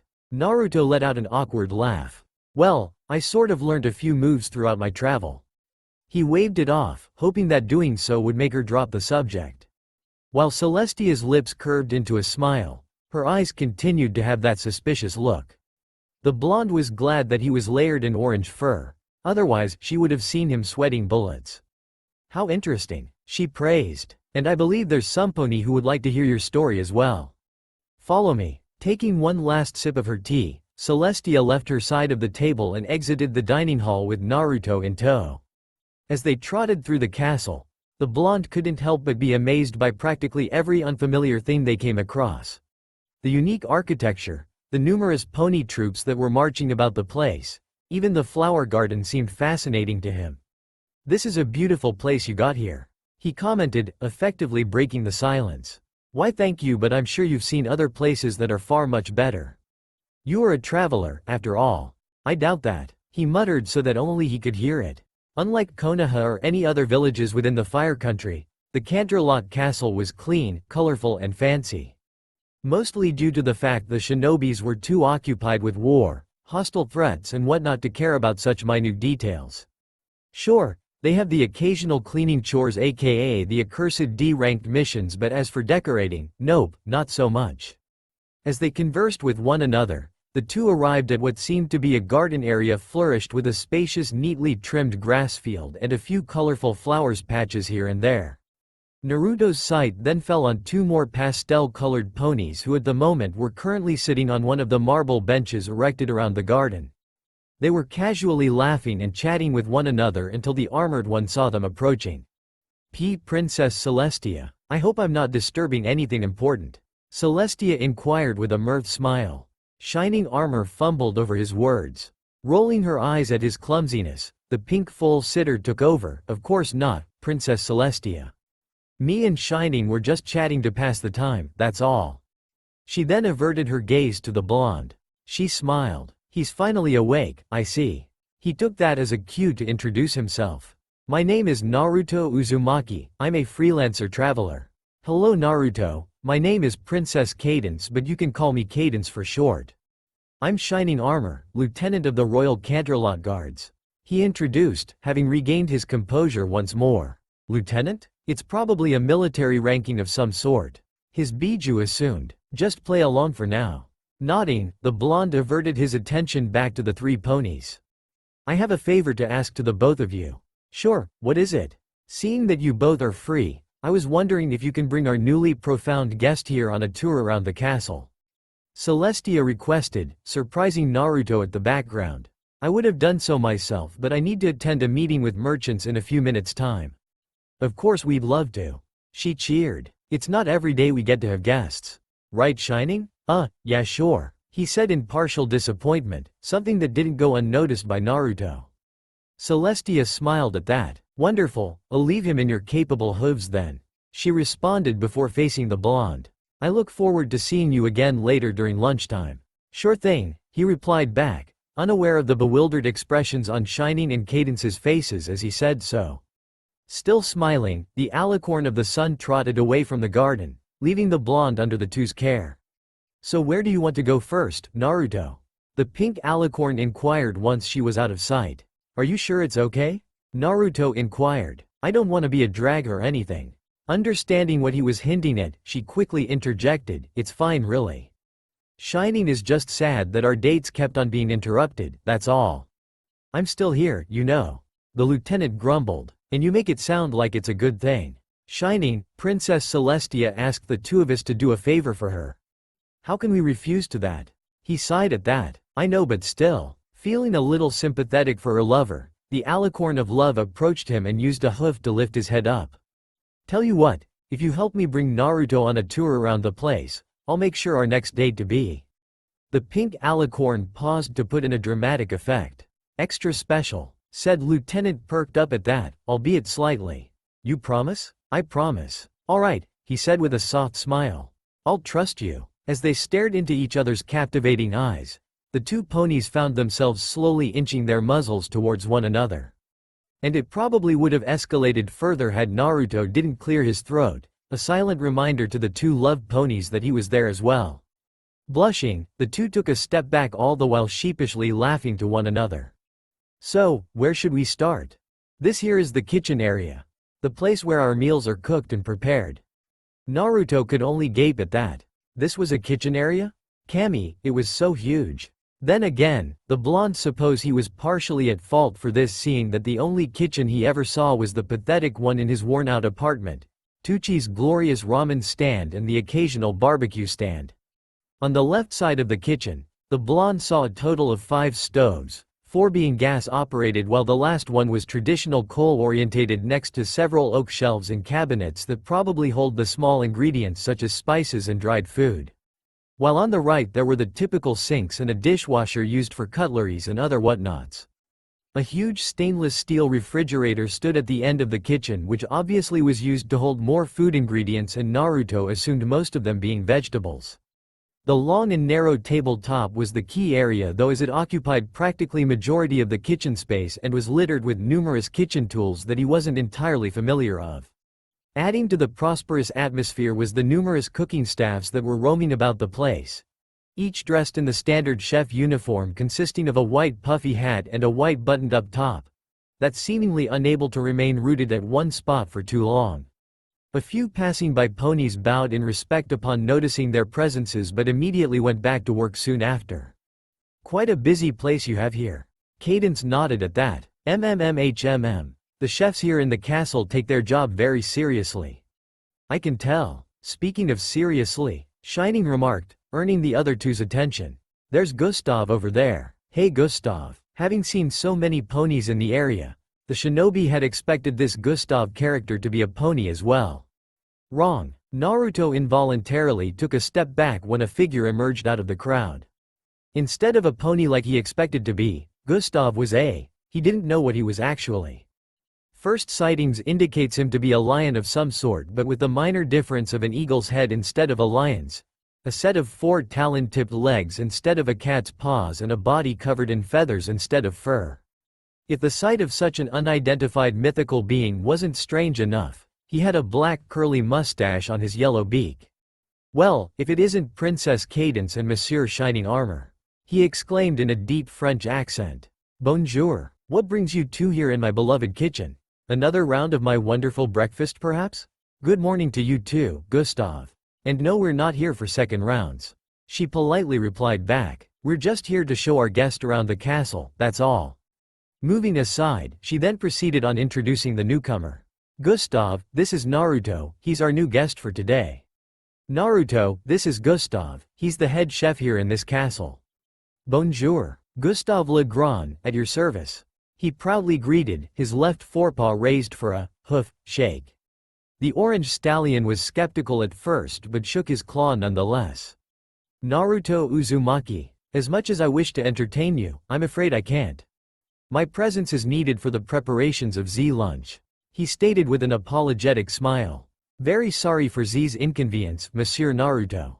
Naruto inwardly groaned. First, it was Mr. Uzumaki, now it's Monsieur Naruto. Why can't they refer to him normally? Cadence shook her head. It's fine Gustav, we're not planning on staying here for too long. Cadence spoke. Come along Naruto, we still have plenty more places to explore. This is the main archive. Cadence introduced again. It's pretty self-explanatory, but this is where ponies do their studies. Standing at one of the many balconies available, Naruto got a perfect overview of the maze of bookshelves below him. Contrast to the bustling kitchen a while ago, He only saw a few ponies trotting about the place, either dressed in scholar robes and hats or librarian suit uniforms. "This place is huge," he commented. "It should be, considering how that all of this belongs to Princess Celestia." Naruto couldn't help but whistle at that. "This is Princess Celestia's collection, huh? Did she mention how many years it took to gather this much?" Hearing no answer, the blonde looked back only to see the two trotted down the stairs that was positioned at the side of the very balcony he was on. "Hey, wait up." Catching up with the couple, the blonde finally asked the question that bugged him. "So why are we going inside the library again? There's some pony we like you to meet." They both answered in unison. "Who? You'll see." As they turned around a particular corner, Naruto caught the sight of a filly that was as tall as his legs. She had flat-trimmed mane and tail that were a mix of sapphire blue and violet with a few strands being brilliant rose and was covered in a well-matched pale, mulberry-colored fur. As of the moment, it didn't appear like she noticed there as she was too engrossed in reading the book. "There she is," the lieutenant said when he saw who it was. "Hey Twily," said Little Mare glanced at their direction upon hearing her name. She smiled brightly. "Oh hey Shiny, hey Cadence. What are you reading?" Cadence said, tilting her head to get a better view of the book's content. "Calculus," she simply replied. "Aren't you a little too young for that?" Cadence asked with a raised brow but a knowing smile. "Since when I'm not," she answered cheekily before tilting her head to the side and look at the orange stallion. "Who's that?" "Twily, meet Naruto Uzumaki, he's our guest here in the castle for today." Shining introduced. "Naruto, this is my little full sister, Twilight Sparkle. Do these ponies have a thing for weird names or something? I'm sure they'll say the same thing if they go to our world." "Hello Twilight," he greeted with his signature foxy grin. If he knew any better, she was scrutinizing him with those calculative eyes of her, not in the kind of a curious child seeing something new but more towards how a professor would examine an interesting specimen. "Hello," she finally said, though in a much more monotone voice compared to when she greeted Shining and Cadence. "Say, we're bringing him on a tour around the castle. You want to join, Twilight?" Cadence asked. "No thanks, I need to go back to studying." "Alright then, don't forget to join us later during lunchtime. We don't want you to study yourself to death again." "Okay." With that said, she resumed back to reading. "Well, that was short and sweet," he pointed out once they trotted out of earshot. Not that he need to do so seeing that she was too engrossed in reading to begin with. Cammy, he can probably do a dynamic entry behind her and she won't even bat a single eyelash. "Sorry about that, she can be a bit shy to strangers sometimes." Naruto instinctively looked back at the filly upon hearing the statement. "I'm not sure, shy, is the right word. This here is the training grounds. The place where the Royal Canterlot guards practice and hone their skills," Shining declared proudly. Dramatic declarations aside, the castle training grounds was almost the same like any training fields back at his home village except for a few details. While Konoha's training fields came in small but large quantities, the castles had theirs in the complete opposite and was divided into several sections that focused on different things. Some had straw dummies installed while others have obstacle courses and odd contraptions whose functions he had no clue of. Unfortunately, as spacious as it was, there wasn't any pony training practicing in the area at that moment. Naruto was disappointed by this. With the numerous guards he saw throughout the castle wielding different sorts of weapons, he wanted to see the ponies in combat action. If he's lucky, he might learn a few things from them which he can use as his own. "When I said we have plenty of places to explore, I don't actually mean the training grounds, you know. Hey, the training ground is fun to look around too. Not for me, it's not." As the two engaged in another round of bickering once more, the orange stallion took the opportunity to survey the several weapons stacked at the corner consisting of mostly swords, a few spears and the occasional shield and armors.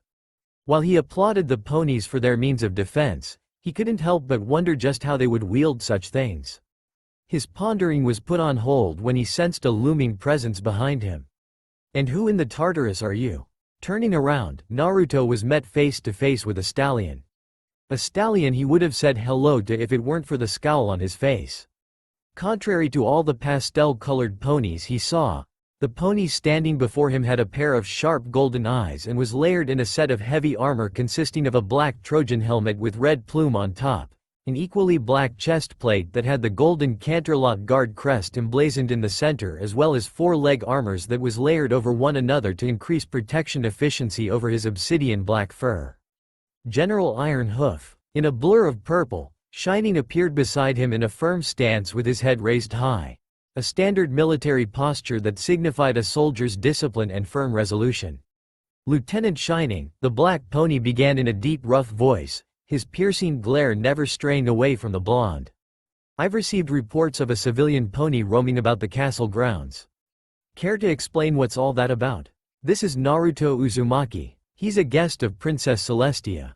"A guest? We found him unconscious in the Everfree Forest yesterday, and it was Princess Celestia who ordered him to be brought here for medical treatment." "I see," he said after a long silence, his sharp gaze unraveled as he stared at the blonde. Naruto wasn't far off either and returned his gaze with his own. "Naruto Uzumaki, huh?" He spoke out slowly, almost as if he was testing out how it will sound like when pronounced.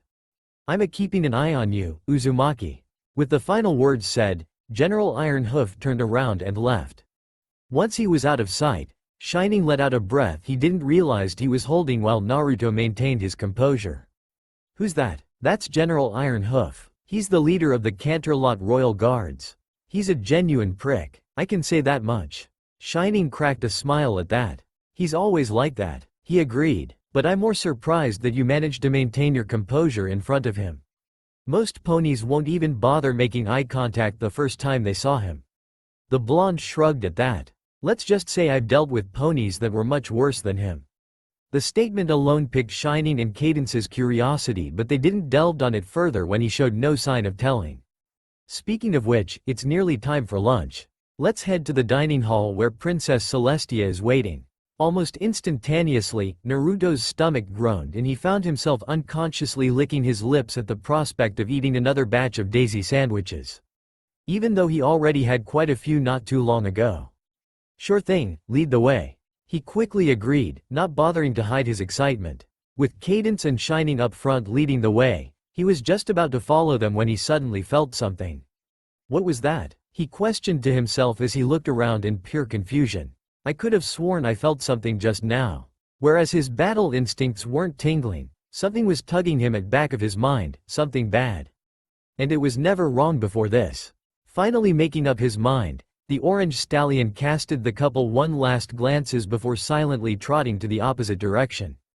Relying on his instincts alone, the blonde found himself wandering into a part of the Canterlot castle he haven't went through. He was in uncharted territory. As indicated by the General Iron Hoof's reaction upon seeing him, he's going to assume that his presence in the castle wasn't notified to all the staffs.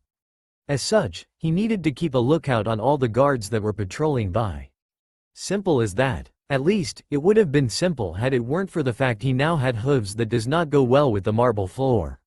Eventually, Naruto found himself on another grass patch field located on the other side of the castle with no pony in sight, something that greatly puzzled the blonde.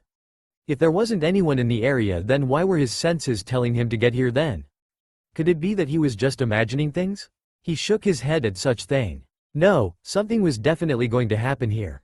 He can feel it. His instincts never failed him before and it never will now, but what? The blonde broke out of the stupor when a piece of papyrus paper flew across his line of sight and landed near his feet. Curiosity got the better of him. He picked it up and gave it a quick read. As expected, he couldn't understand a single since it was written in this world's language. But why was it here? Help! Glancing up, his eyes went wide in absolute bewilderment when he saw a certain purple dangling helplessly on one of the crenellation gaps several meters above his very spot. Even though he was living in a world full of pastel-colored ponies, the blonde can easily recognize the filly from a mile away. "Twilight, Naruto?" she said as she looked down at him, tears swelling under her eyes. "I can't hold on much longer." "Hang on." Easier said than done. Without chakra in his disposal, there was no way for him to get up there in time. Going around it was definitely out of the question either, since that would take a much longer time. So what should he do? More importantly, what can he do? His heart took a double take when the inevitable happened and Twilight's hoof grip on the edge finally gave up and she plummeted down with an echoing scream. His mind gone blank, Naruto dropped the paper and galloped straight for her falling figure with all the agility his chakra-less body can muster. "Are you sure he was with you the entire time?" Celestia inquired. She had been in the dining hall, simply waiting for lunch to be served as well as the three to arrive, when Shining and Cadence busted into the place with distressed looks. Needless to say, it can't be anything good. Her suspicion was confirmed when she heard their story of how the blonde suddenly disappeared just when they were about to head for dining hall, almost without a single trace of sound. "Yes, he was with us throughout the whole time, but then he suddenly disappeared just when we're heading to the dining hall." Cadence spoke, concern evident in her tone of voice as she paced back and forth. "I'm sure he's fine. He probably went to the toilet or something." Shining tried to calm her down. "But we haven't showed him where the bathroom is." "Oh right. Alright, that's enough you two," she firmly declared, earning their attention at once. It was just 2 words, yet it was enough to keep them both quiet. "There's no need to fight here. We'll call in the guards here and conduct an extensive search for him around the area." "Extensive search for who?" Blonde inquired as he sneaked his head between the gaps of the door. "Naruto," the three exclaimed in unison. "Where on Equestria have you been? We've been looking all over for you." The blonde sheepishly rubbed the back of his head at that. "Yeah, sorry about that. Got something to do for a bit." "Do what exactly?" Celestia questioned. "Yeah, about that." Rather than answering her directly, Naruto stepped into the dining hall, revealing Sumponi that they didn't expect to be there at all on his backside. "Hey Shiny, hey Cadence, hey Princess Celestia." The purple cheerfully greeted as she stood on Naruto's backside, as if they were old buddies. Said 3 ponies could only stare at the two with bewilderment at that. Then, in unison, they spoke, "Twilight. It's kind of a long story." Time seemed to go in slow motion as he watched Twilight plummeted down. Under the current speed he was in and at the rate she was falling, he didn't think he'd make it in time to rescue her. The negative thought alone made his heart quenched. However, just when he thought he wouldn't make it, a surge of energy suddenly coursed through his veins and the blonde soon found himself galloping horizontally along the castle walls in a speed that would put the Wonderbolts to utter shame. As shocked as he was, he didn't have time to question what just happened and immediately jumped off and caught the little filly midair. Once he was secured under his embrace, he prepared himself for impact, all the while making sure that she won't be affected by the wall. It wasn't going to go well for his side, but he couldn't care less so as long as she's safe. Thud. Yup, definitely won't go well for him. He probably broke a few horse bones now that he thought about. Craning his head forward, the blonde couldn't help but crack a smile when he saw the purple filly still had her eyes closed shut and was shaking fervently, still unaware of her safety. He gave her a quick nudge. "Twilight?" The filly opened her eyes slowly at that. What happened? How did I?" she stammered, confusion etched as she looked at her surroundings. "Did you save me?" Naruto nodded in confirmation at that before sporting a concerned look.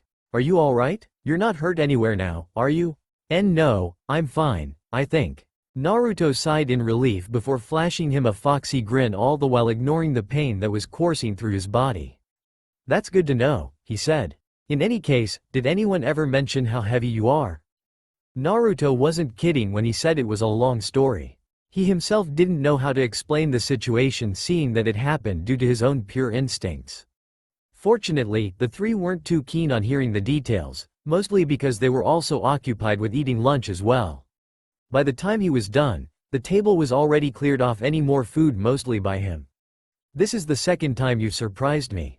He was so fast. I really thought I was goner." Twilight added her 2 cents excitedly, still caught up by the incident. An act that was obviously out of her character if the three's perplexed looks was of any indication. "While I applaud your desire to study more, Twilight, you should always be careful with yourself." Celestia spoke. "It was a good thing Mr. Naruto." "Naruto," the shinobi interjected. "Naruto was nearby and rescued you. Otherwise, things would have turned out for the worse." "The princess is right, Twilight." Shining scolded sternly, his older brother instincts kicked in. "You really need to be careful next time you read on the move." The purple fillies slumped at that. "I know, I'm sorry for that, you guys. I really am. I'll promise to be very careful. Let's just be glad that she's fine." Naruto defended. "What matters the most now is that Twilight is alright." "He's right." Cadence agreed upon seeing her lovable foal's downcast expression. "Let's just forget that this ever happened."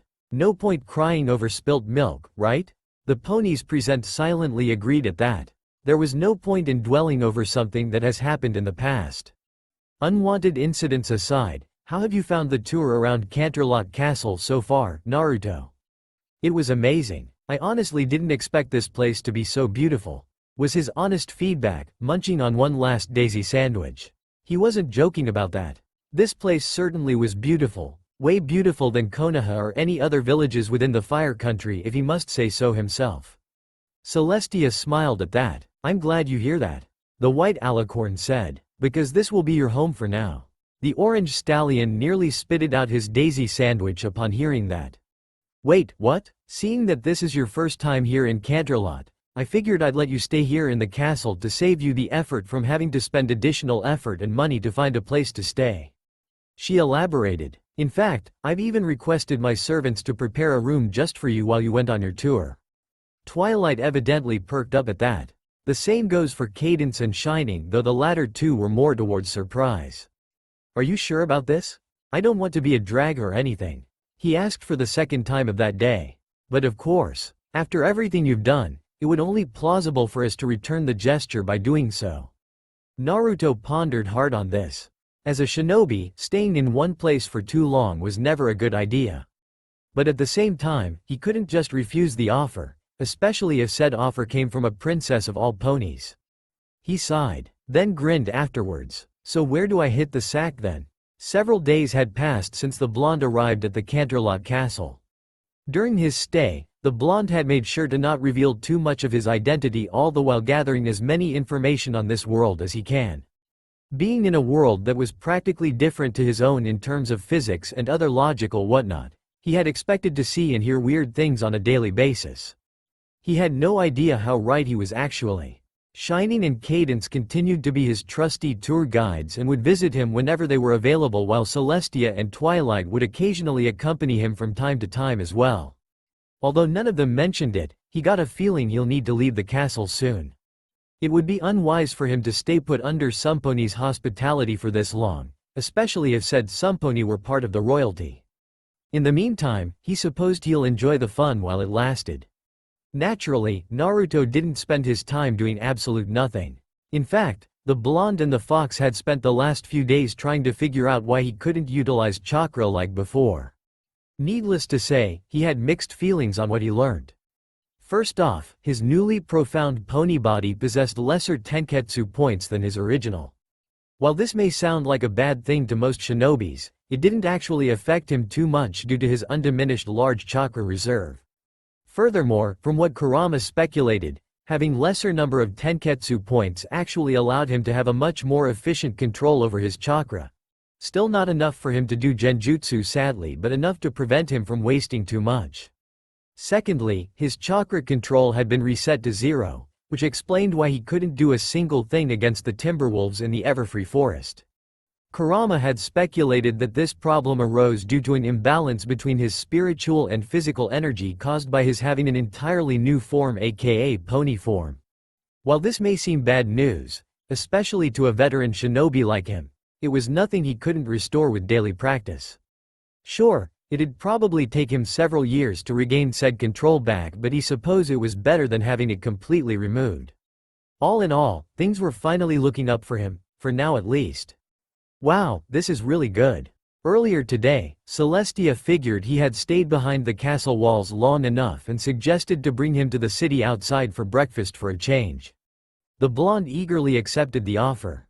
He would be lying to himself if he said he wasn't curious on how the rest of city looked like. And he wasn't disappointed once he did.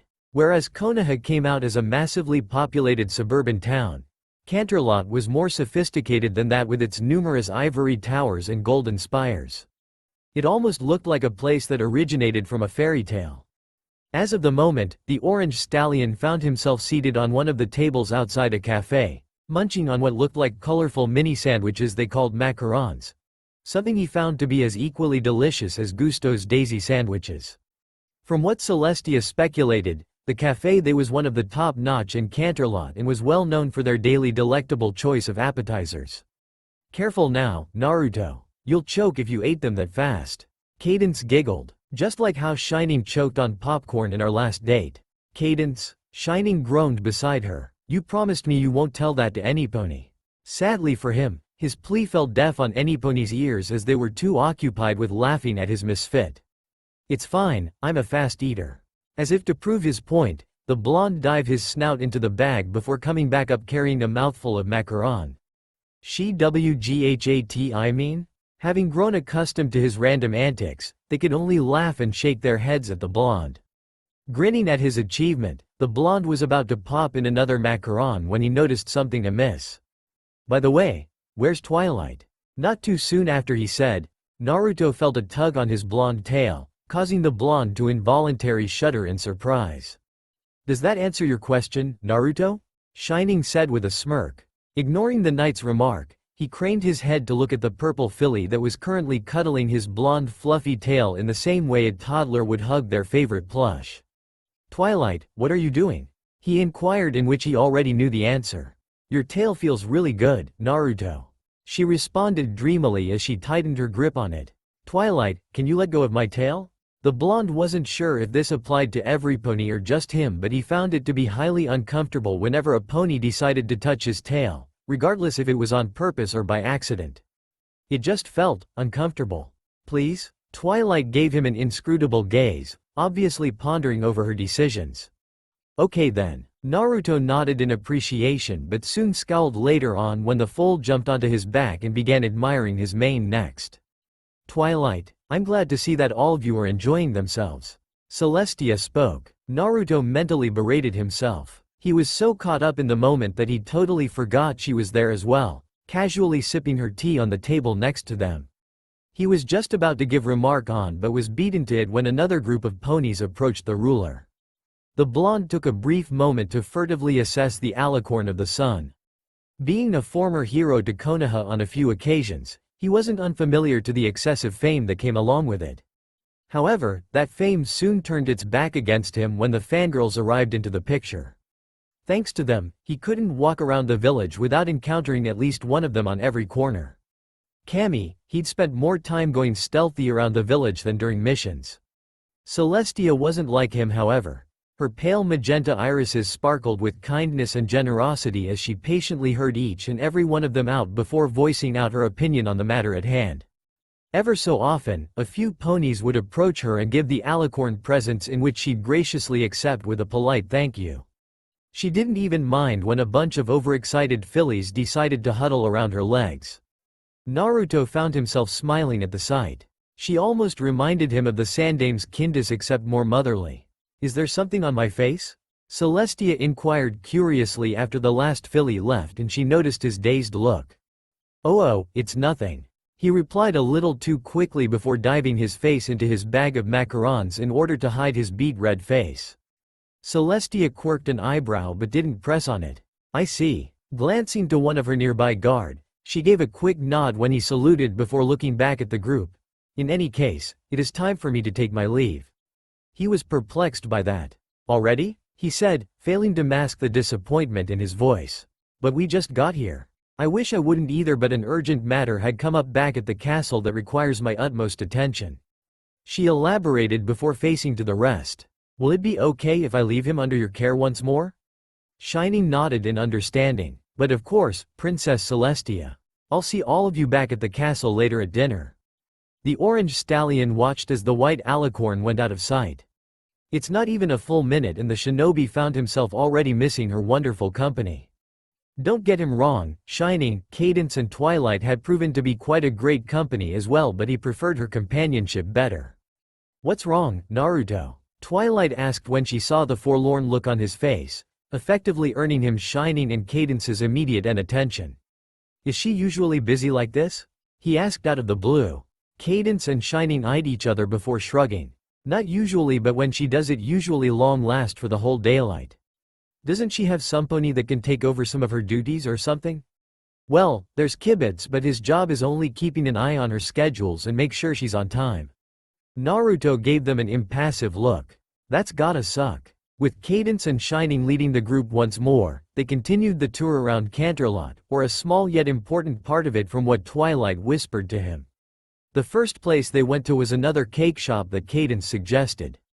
Contrary to the first one they came a while ago, this one was more orientated on larger pastries such as fruit shortcakes and puddings. Being the nice host she was, the princess proceeded on telling him the types of delicacies that were available, though the blonde was too distracted with the delicacies before him to hear properly. Seeing the look of pure hunger on Naruto's face, Cadence offered him a few spare bits for him to spend on. While he appreciated the thought, he didn't want to become a charity case.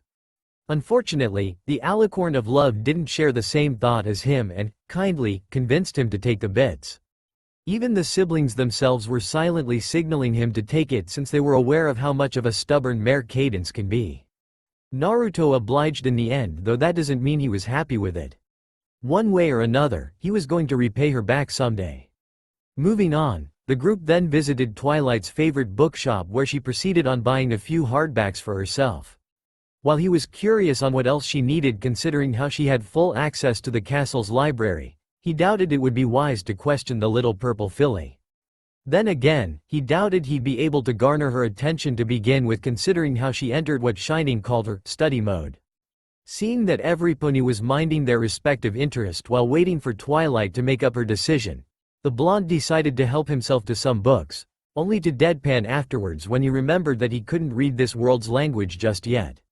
If he was going to stay in this world, he'll need to learn how to read and write ASAP. Their next destination was proven to be the bazaar amongst all, and it was chosen by no other than Shining Armor himself. The store they came into looked like a toy store of some sort and were loaded with action figures and other geeky trinkets that he obviously wasn't familiar of. He had came across stores like this in Konoha but never actually paid that much attention to them since they don't serve anything beneficial to him, or even any shinobis for that matter. In fact, one of the shops had kicked him out of the store all because he touched one of his merchandise without permission. Does he usually take this long? From what he gathered, the white stallion was confronted with what seemed to be 5 packs of trading cards on the counter, each looking as equally identical to the other. Yet, Shining was examining each and every single one of them the same way a geologist would examine a dull yet peculiar rock, and he had been doing so for the last half an hour. Cadence smiled and shook her head. Yes and no. Usually it would take him about an hour to make up his mind, but just for today he needs to take extra precautions since they're releasing the new expansion set. Naruto stared at her like she had just grown another head. The expansion of what now? They're just a bunch of nerdy stuff. Twilight interjected. Nothing particularly important. I heard that. Shining called out, having heard it despite being on the other end of the store. If you want, Naruto, you can go ahead and explore the rest of the city while we stay behind. Naruto shook at that. It's fine. I can wait. Hopefully. She nodded. There was a brief silence between the three before she spoke once more. So Naruto, Cadence began, effectively earning the orange stallion's attention. What's your thought on Princess Celestia? He blinked at the question. If he was expecting something, it certainly wasn't that. What? The alicorn of love smirked at his response and rephrased her question. What do you think of Princess Celestia? Well, she's great, Naruto replied before realizing her mistake. I mean, she's a great leader considering how she's still willing to spend some time with you guys and greet other ponies despite her tight schedule. She's also a great hostess seeing how she's willing to bring a stranger pony like me to live inside the castle. Quote, the alicorn nodded, though it didn't seem like she was satisfied just yet. I see. She pressed, scooting closer to his side, an action that was easily noticed by Naruto. Anything else? What do you mean? The alicorn of love was now practically entering his personal space and was now staring at him straight in the eyes as if she was trying to look for her answers there. Oh, I'm sure you know exactly what I mean. Naruto gave her a fixed stare. You know what? I saw this odd-looking shop a while ago but never had the chance to check it out.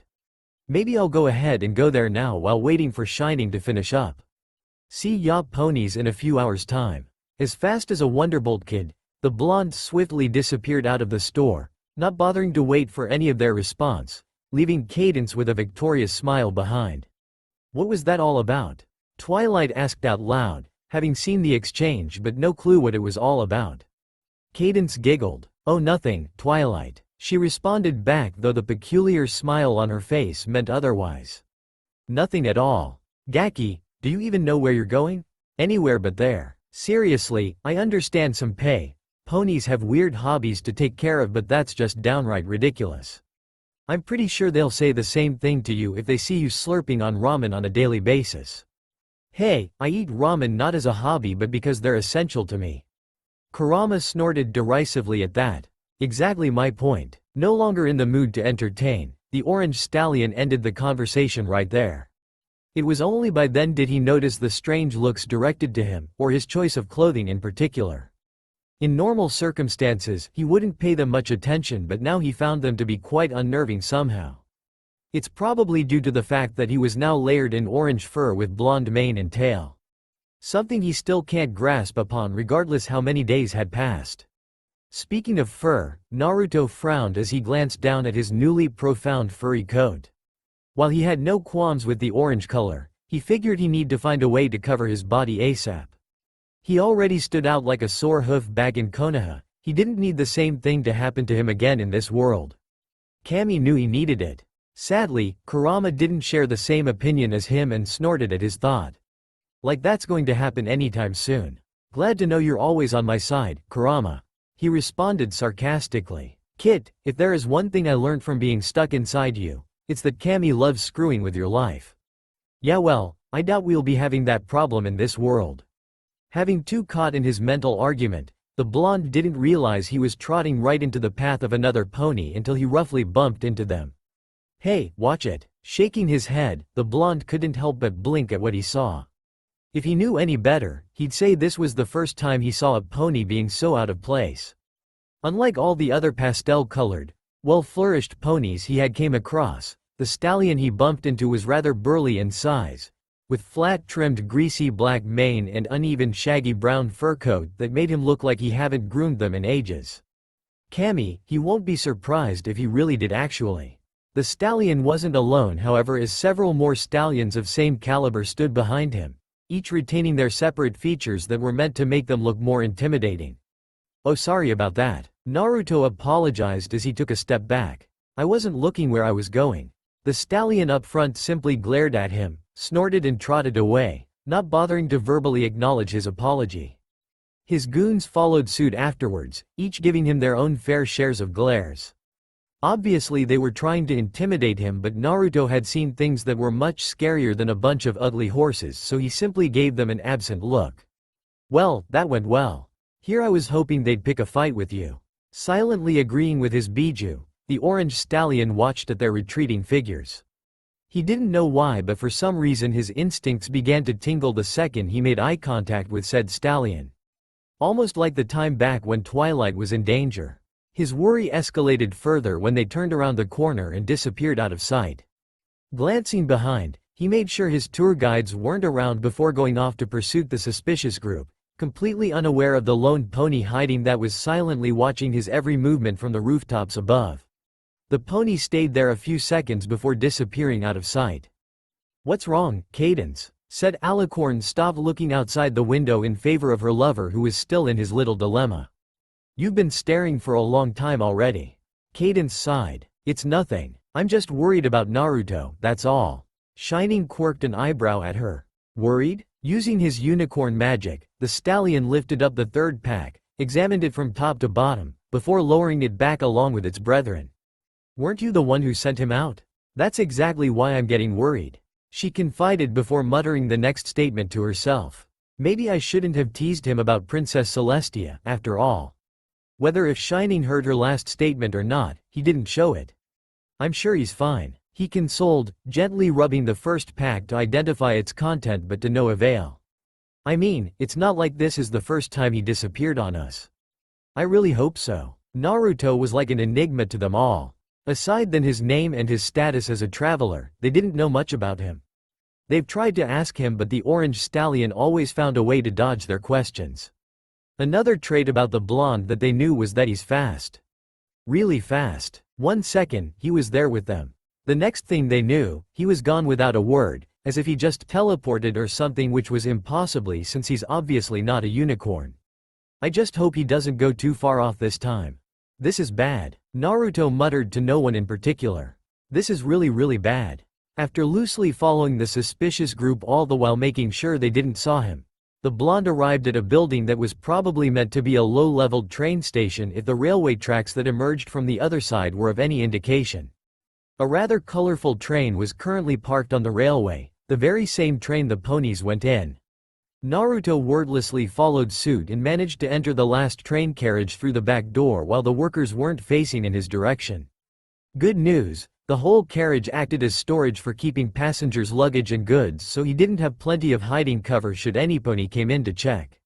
The bad news, the train lurched slightly as soon as he stepped in. It seemed he had boarded the train at the wrong time. All aboard, tilde tilde. Yup, definitely at the wrong time. And here he was now, blankly staring at the ever-changing view outside.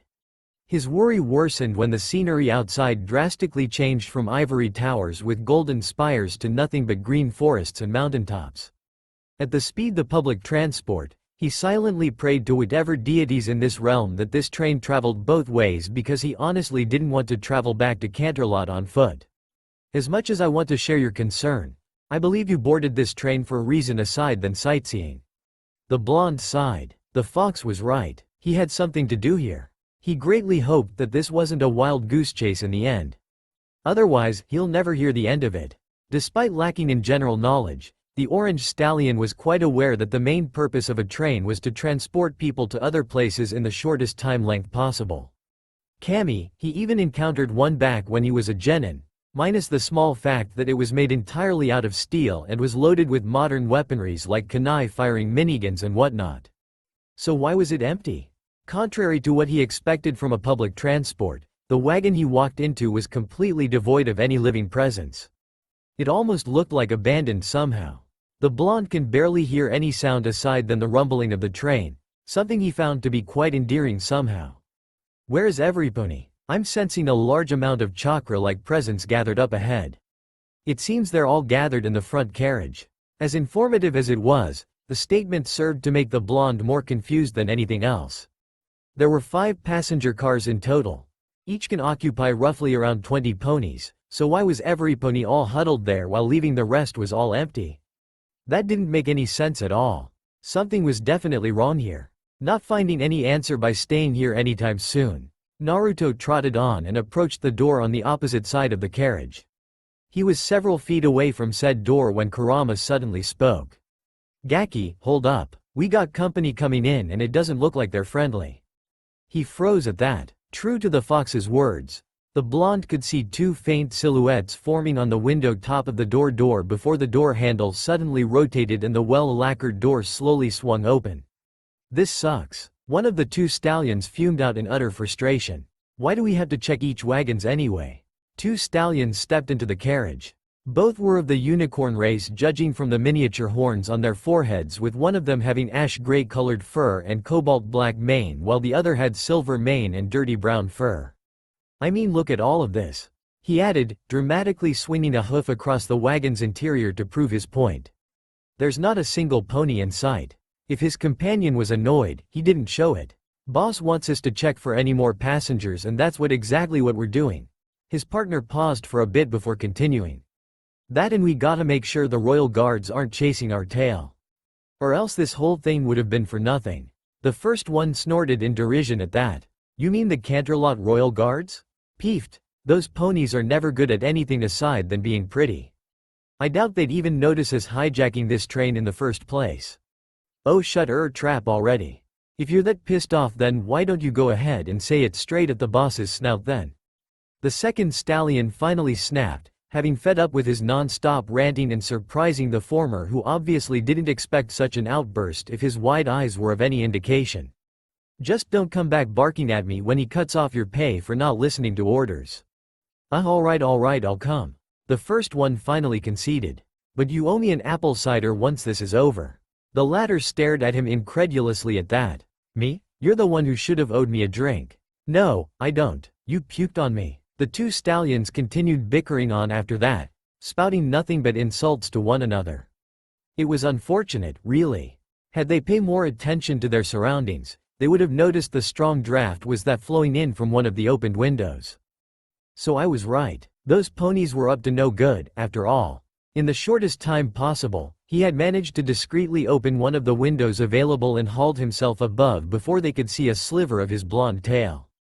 With no chakra at his immediate disposal, Naruto was resolved to using a kunai to keep himself pinned on the roof of the car, all while simultaneously ignoring the gale force that threatened to throw him off the train.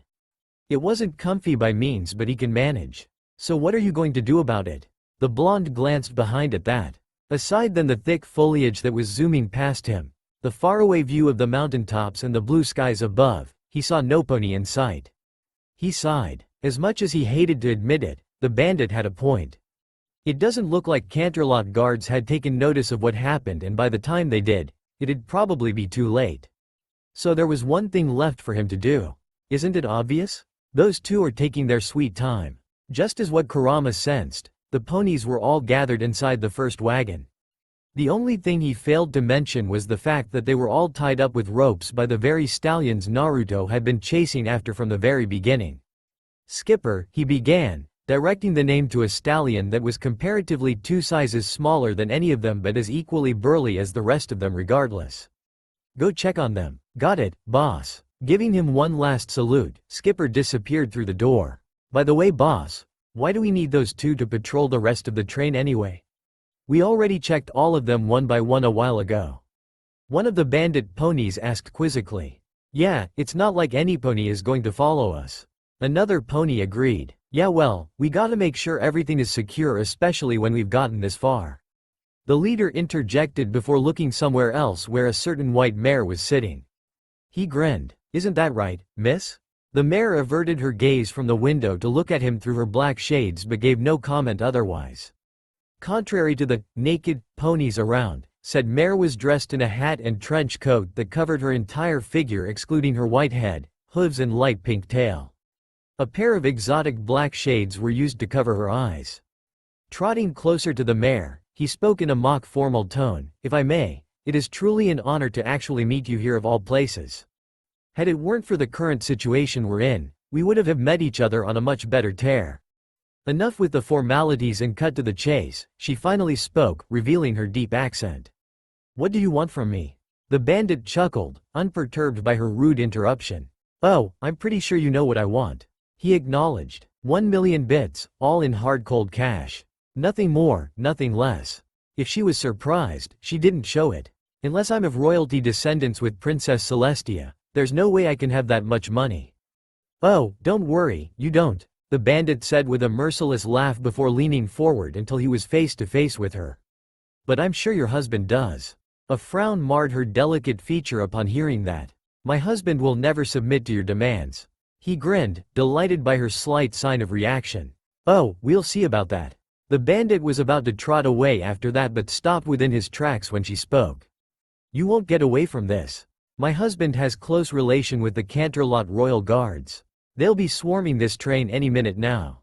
Sorry to pop your bubble, sweetheart, but they won't." He chuckled evilly. "I don't know if you noticed this, but the Royal Guards aren't exactly the most competent force in Equestria." "We'll see about that. Getting arrogant now, are we?" He spoke, resting a hoof under her chin so that she was looking at him. "We'll see how arrogant you'll get once we're done with." Thump. Huh? Instinctively, every pony stared at the ceiling above where the sound originated from. What was that? Thump, thump, thump, thump, thump. Is Thumper at the roof again? I thought I already told him to come down just now. Boss, he did. In fact, Thumper's right here with us." "What?" Sure enough, the stallion he referred to was actually inside the wagon along with them, looking as confused as every pony else. "So wait, if he was here, then who's up there making the ruckus up there then?"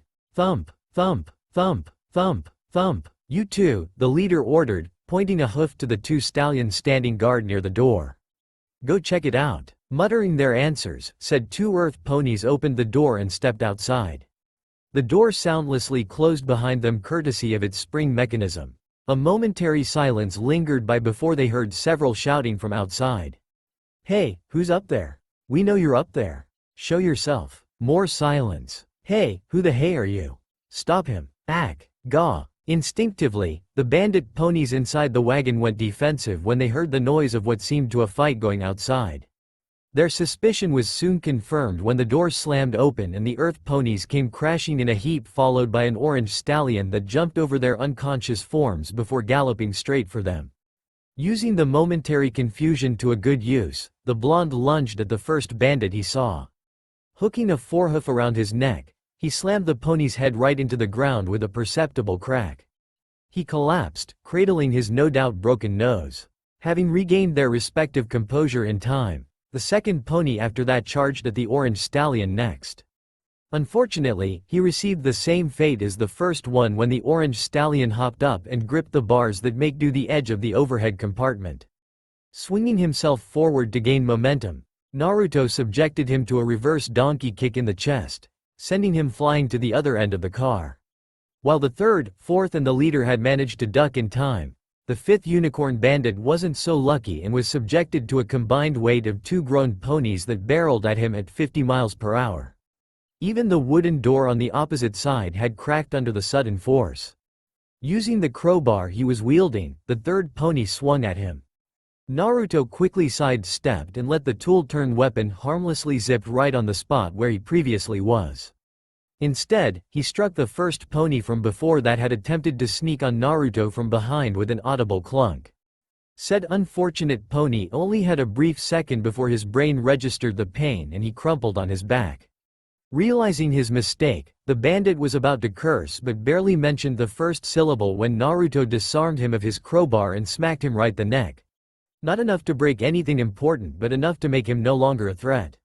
"Watch your language, there are fools on this train," he whispered to his ear as the bandit flopped to the ground conscious. Joking tone of voice aside, he wasn't actually kidding. There really were young ones inside the wagon.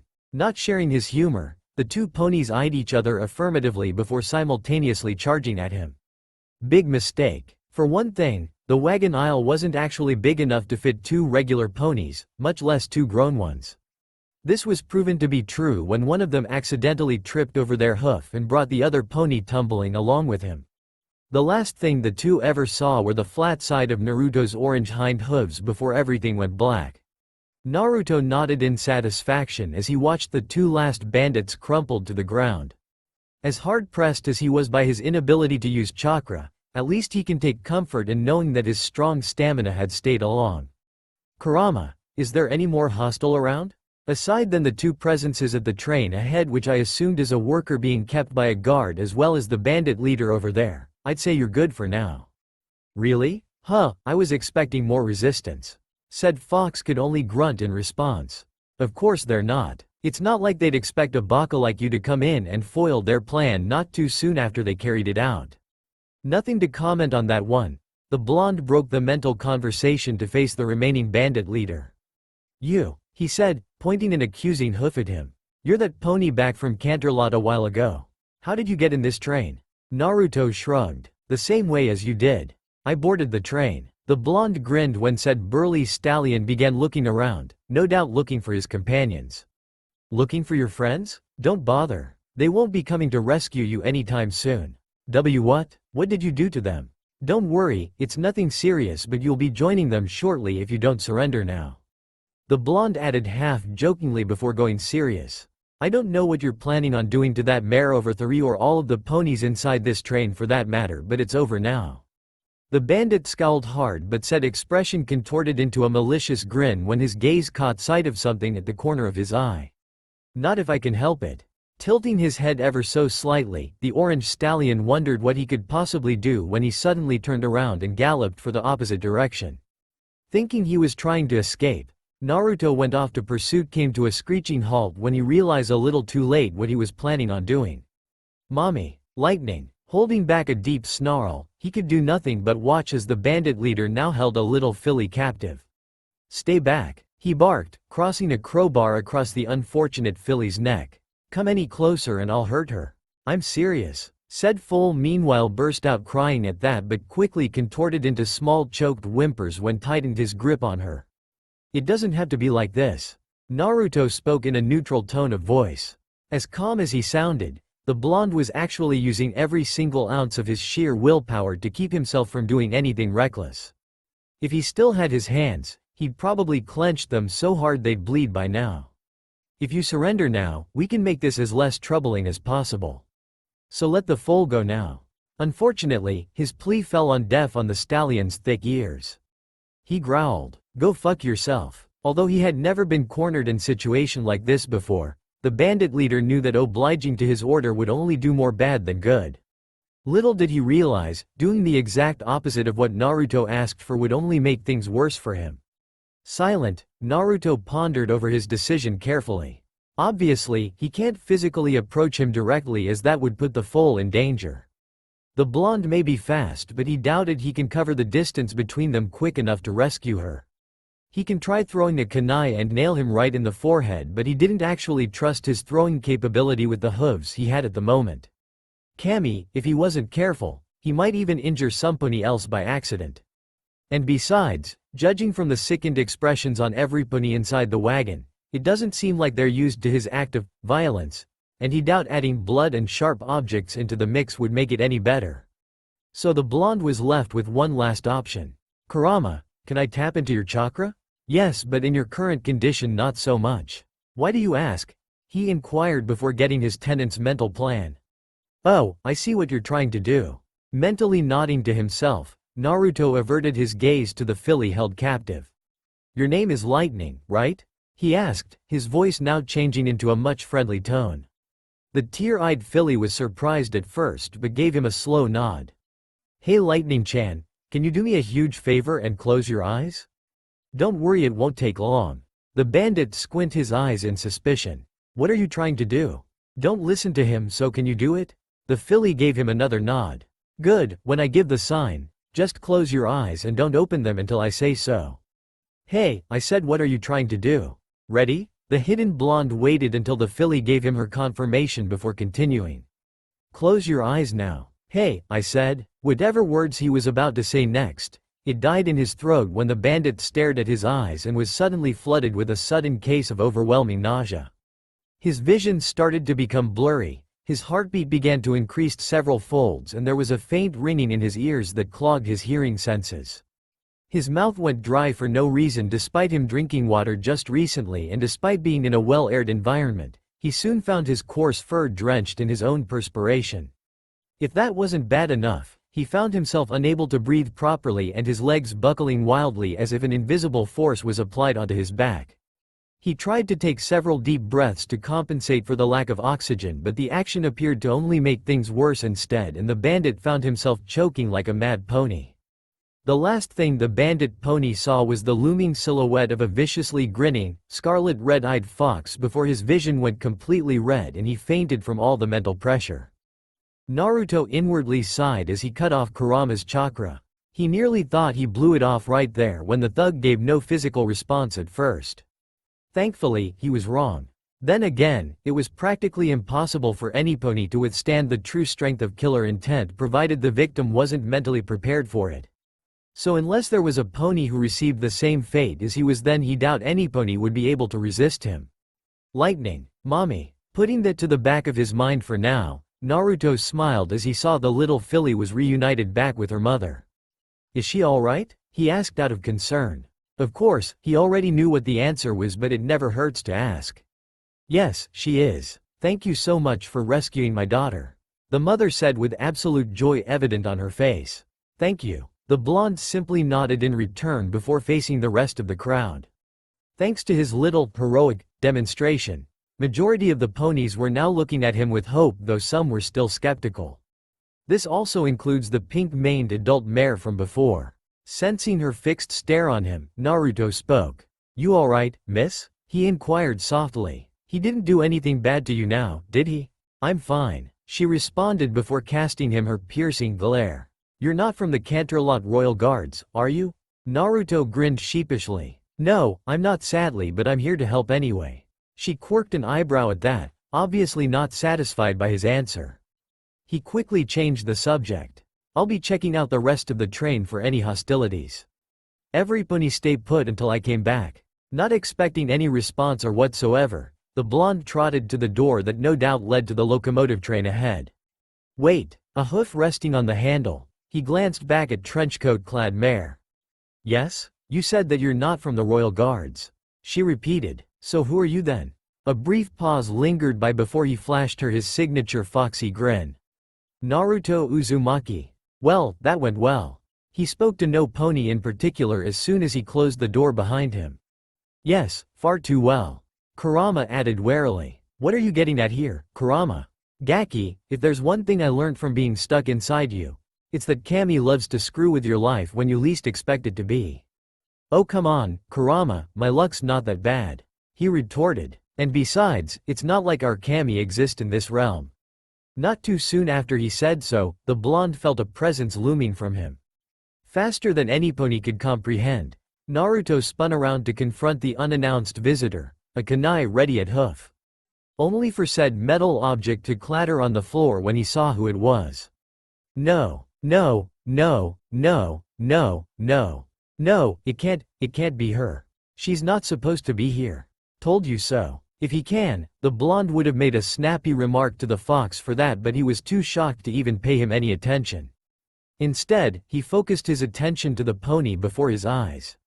Princess Celestia. Appaloosa is a small town located in the westernmost part of Equestria amidst the sandy desert. At first glance, the settlement had no significant features aside than a saloon, a stage meant for musical performances, a clock tower, huge apple orchard and a few other buildings, but was nonetheless inhabited with more pastel-colored ponies. Hiding in the shadows of one of the town's buildings, the hyperactive blonde silently watched as the hostages slowly filed out of the train unscathed. He had managed to leave the train just before it came to a halt at the town's train station where a few important-looking ponies were waiting by. It seemed the town ponies here had received a word of the partially successful hijack incident and had deployed a welcoming committee for them. Not that they need any since Naruto had taken care of it earlier hand. He grinned when the bandits stepped out of the wagon next, each wrapped and gagged in ropes courtesy of the ever-so-kind Karma. Served them right for trying to the impossible while he was nearby. It was a good thing he couldn't use chakra, otherwise, their punishment would have been much severe than what he originally did. Speaking of punishment, Naruto's grin contorted into a grimace when he felt a familiar presence trotting beside him. I've summoned a group of royal guards from Canterlot a little while ago, Princess Celestia declared as she followed his line of gaze. They'll arrive here in this town shortly to escort all the passengers back safe and sound. Naruto nodded half-heartedly at that. As curious as he was, he didn't want to question how she managed to make contact with ponies that were no doubt several dozens of miles away from their current location in such a short time. Instead, he sighed. I'm guessing you want the truth? Celestia quirked an eyebrow at that. As a matter of fact, yes, I do want the truth. The orange stallion flinched at the tone of voice the alicorn used. It wasn't exactly stern, but it wasn't a pleasant one either.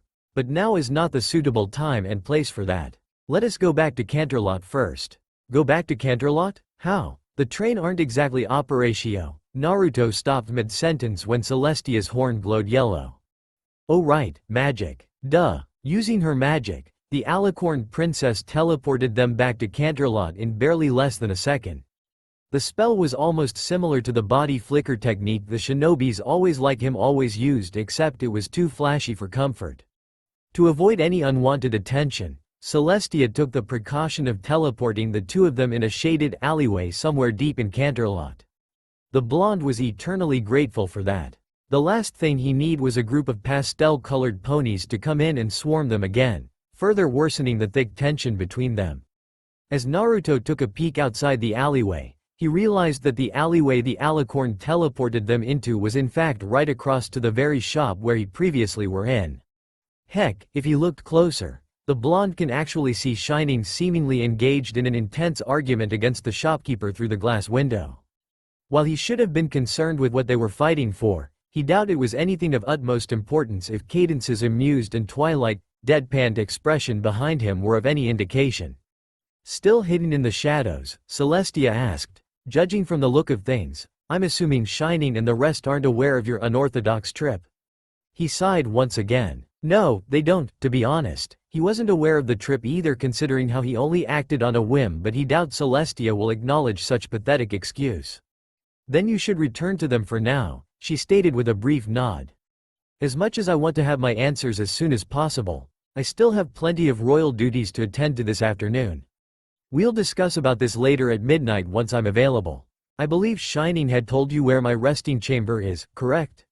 Naruto nodded. It wasn't that hard to find considering how it was located in the northern part of the castle and has a door that were comparable to the throne room entrance itself.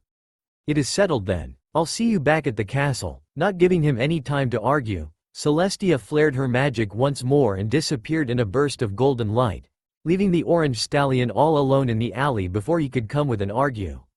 Alone, Naruto sighed as he trotted towards the store. Guess there really is no avoiding it this time, huh?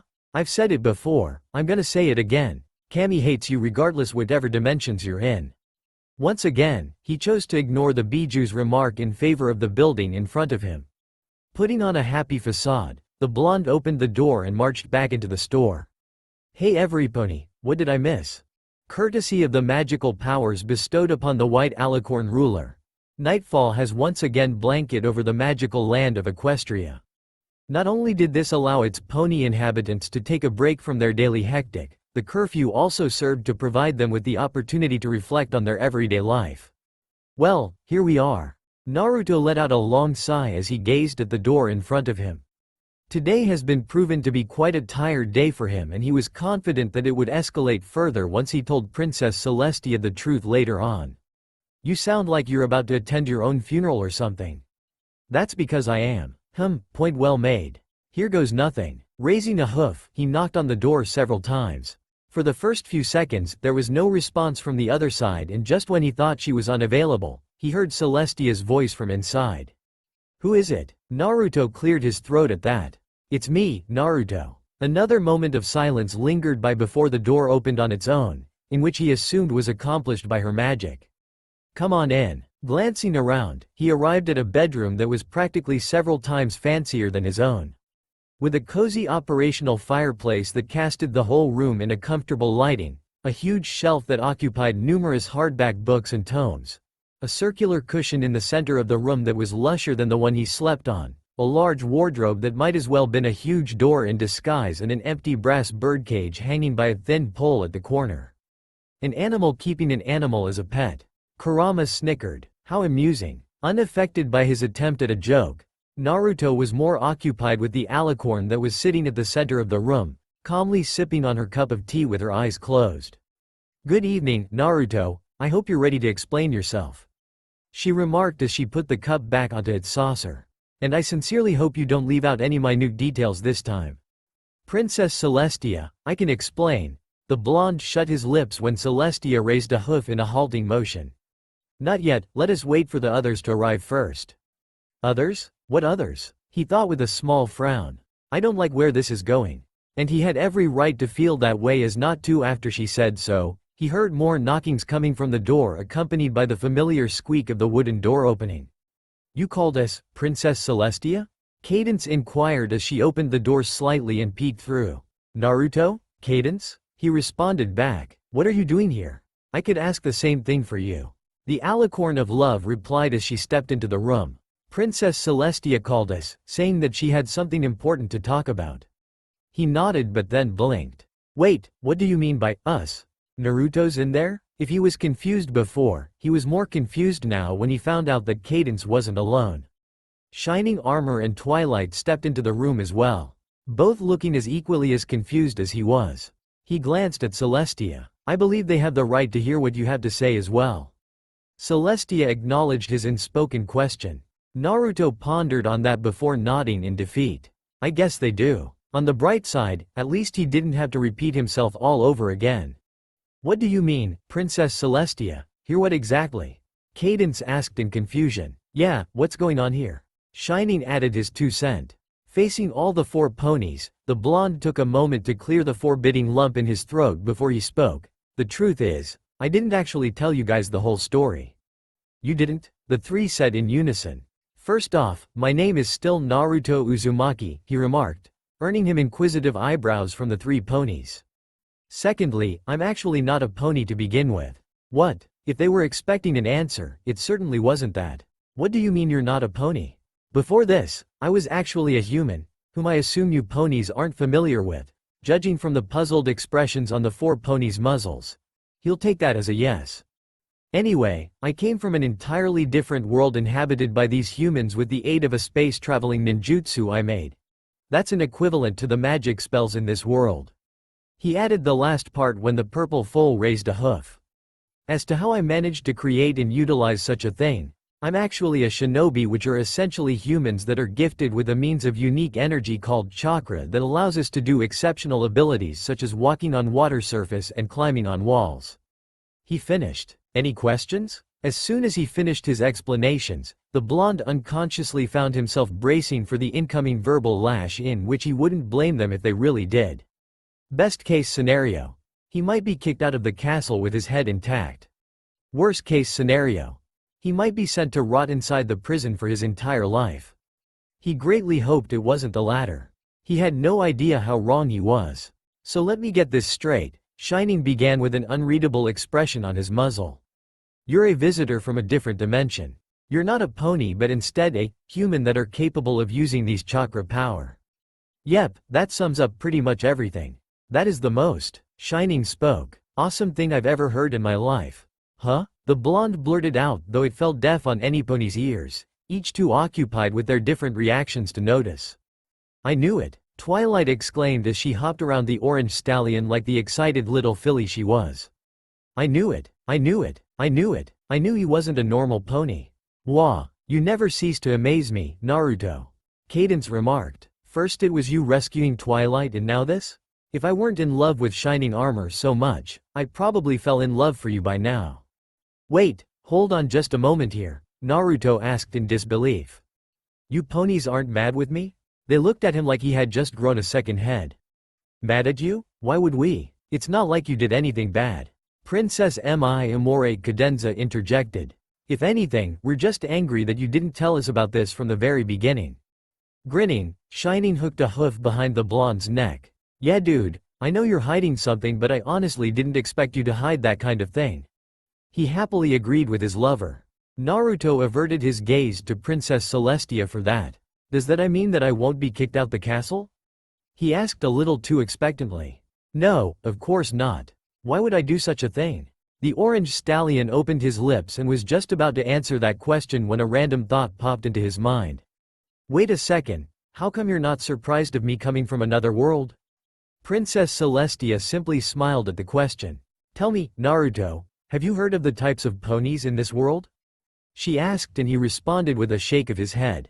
In this world, the ponies are divided into three major races. They are unicorn, Pegasus and earth pony.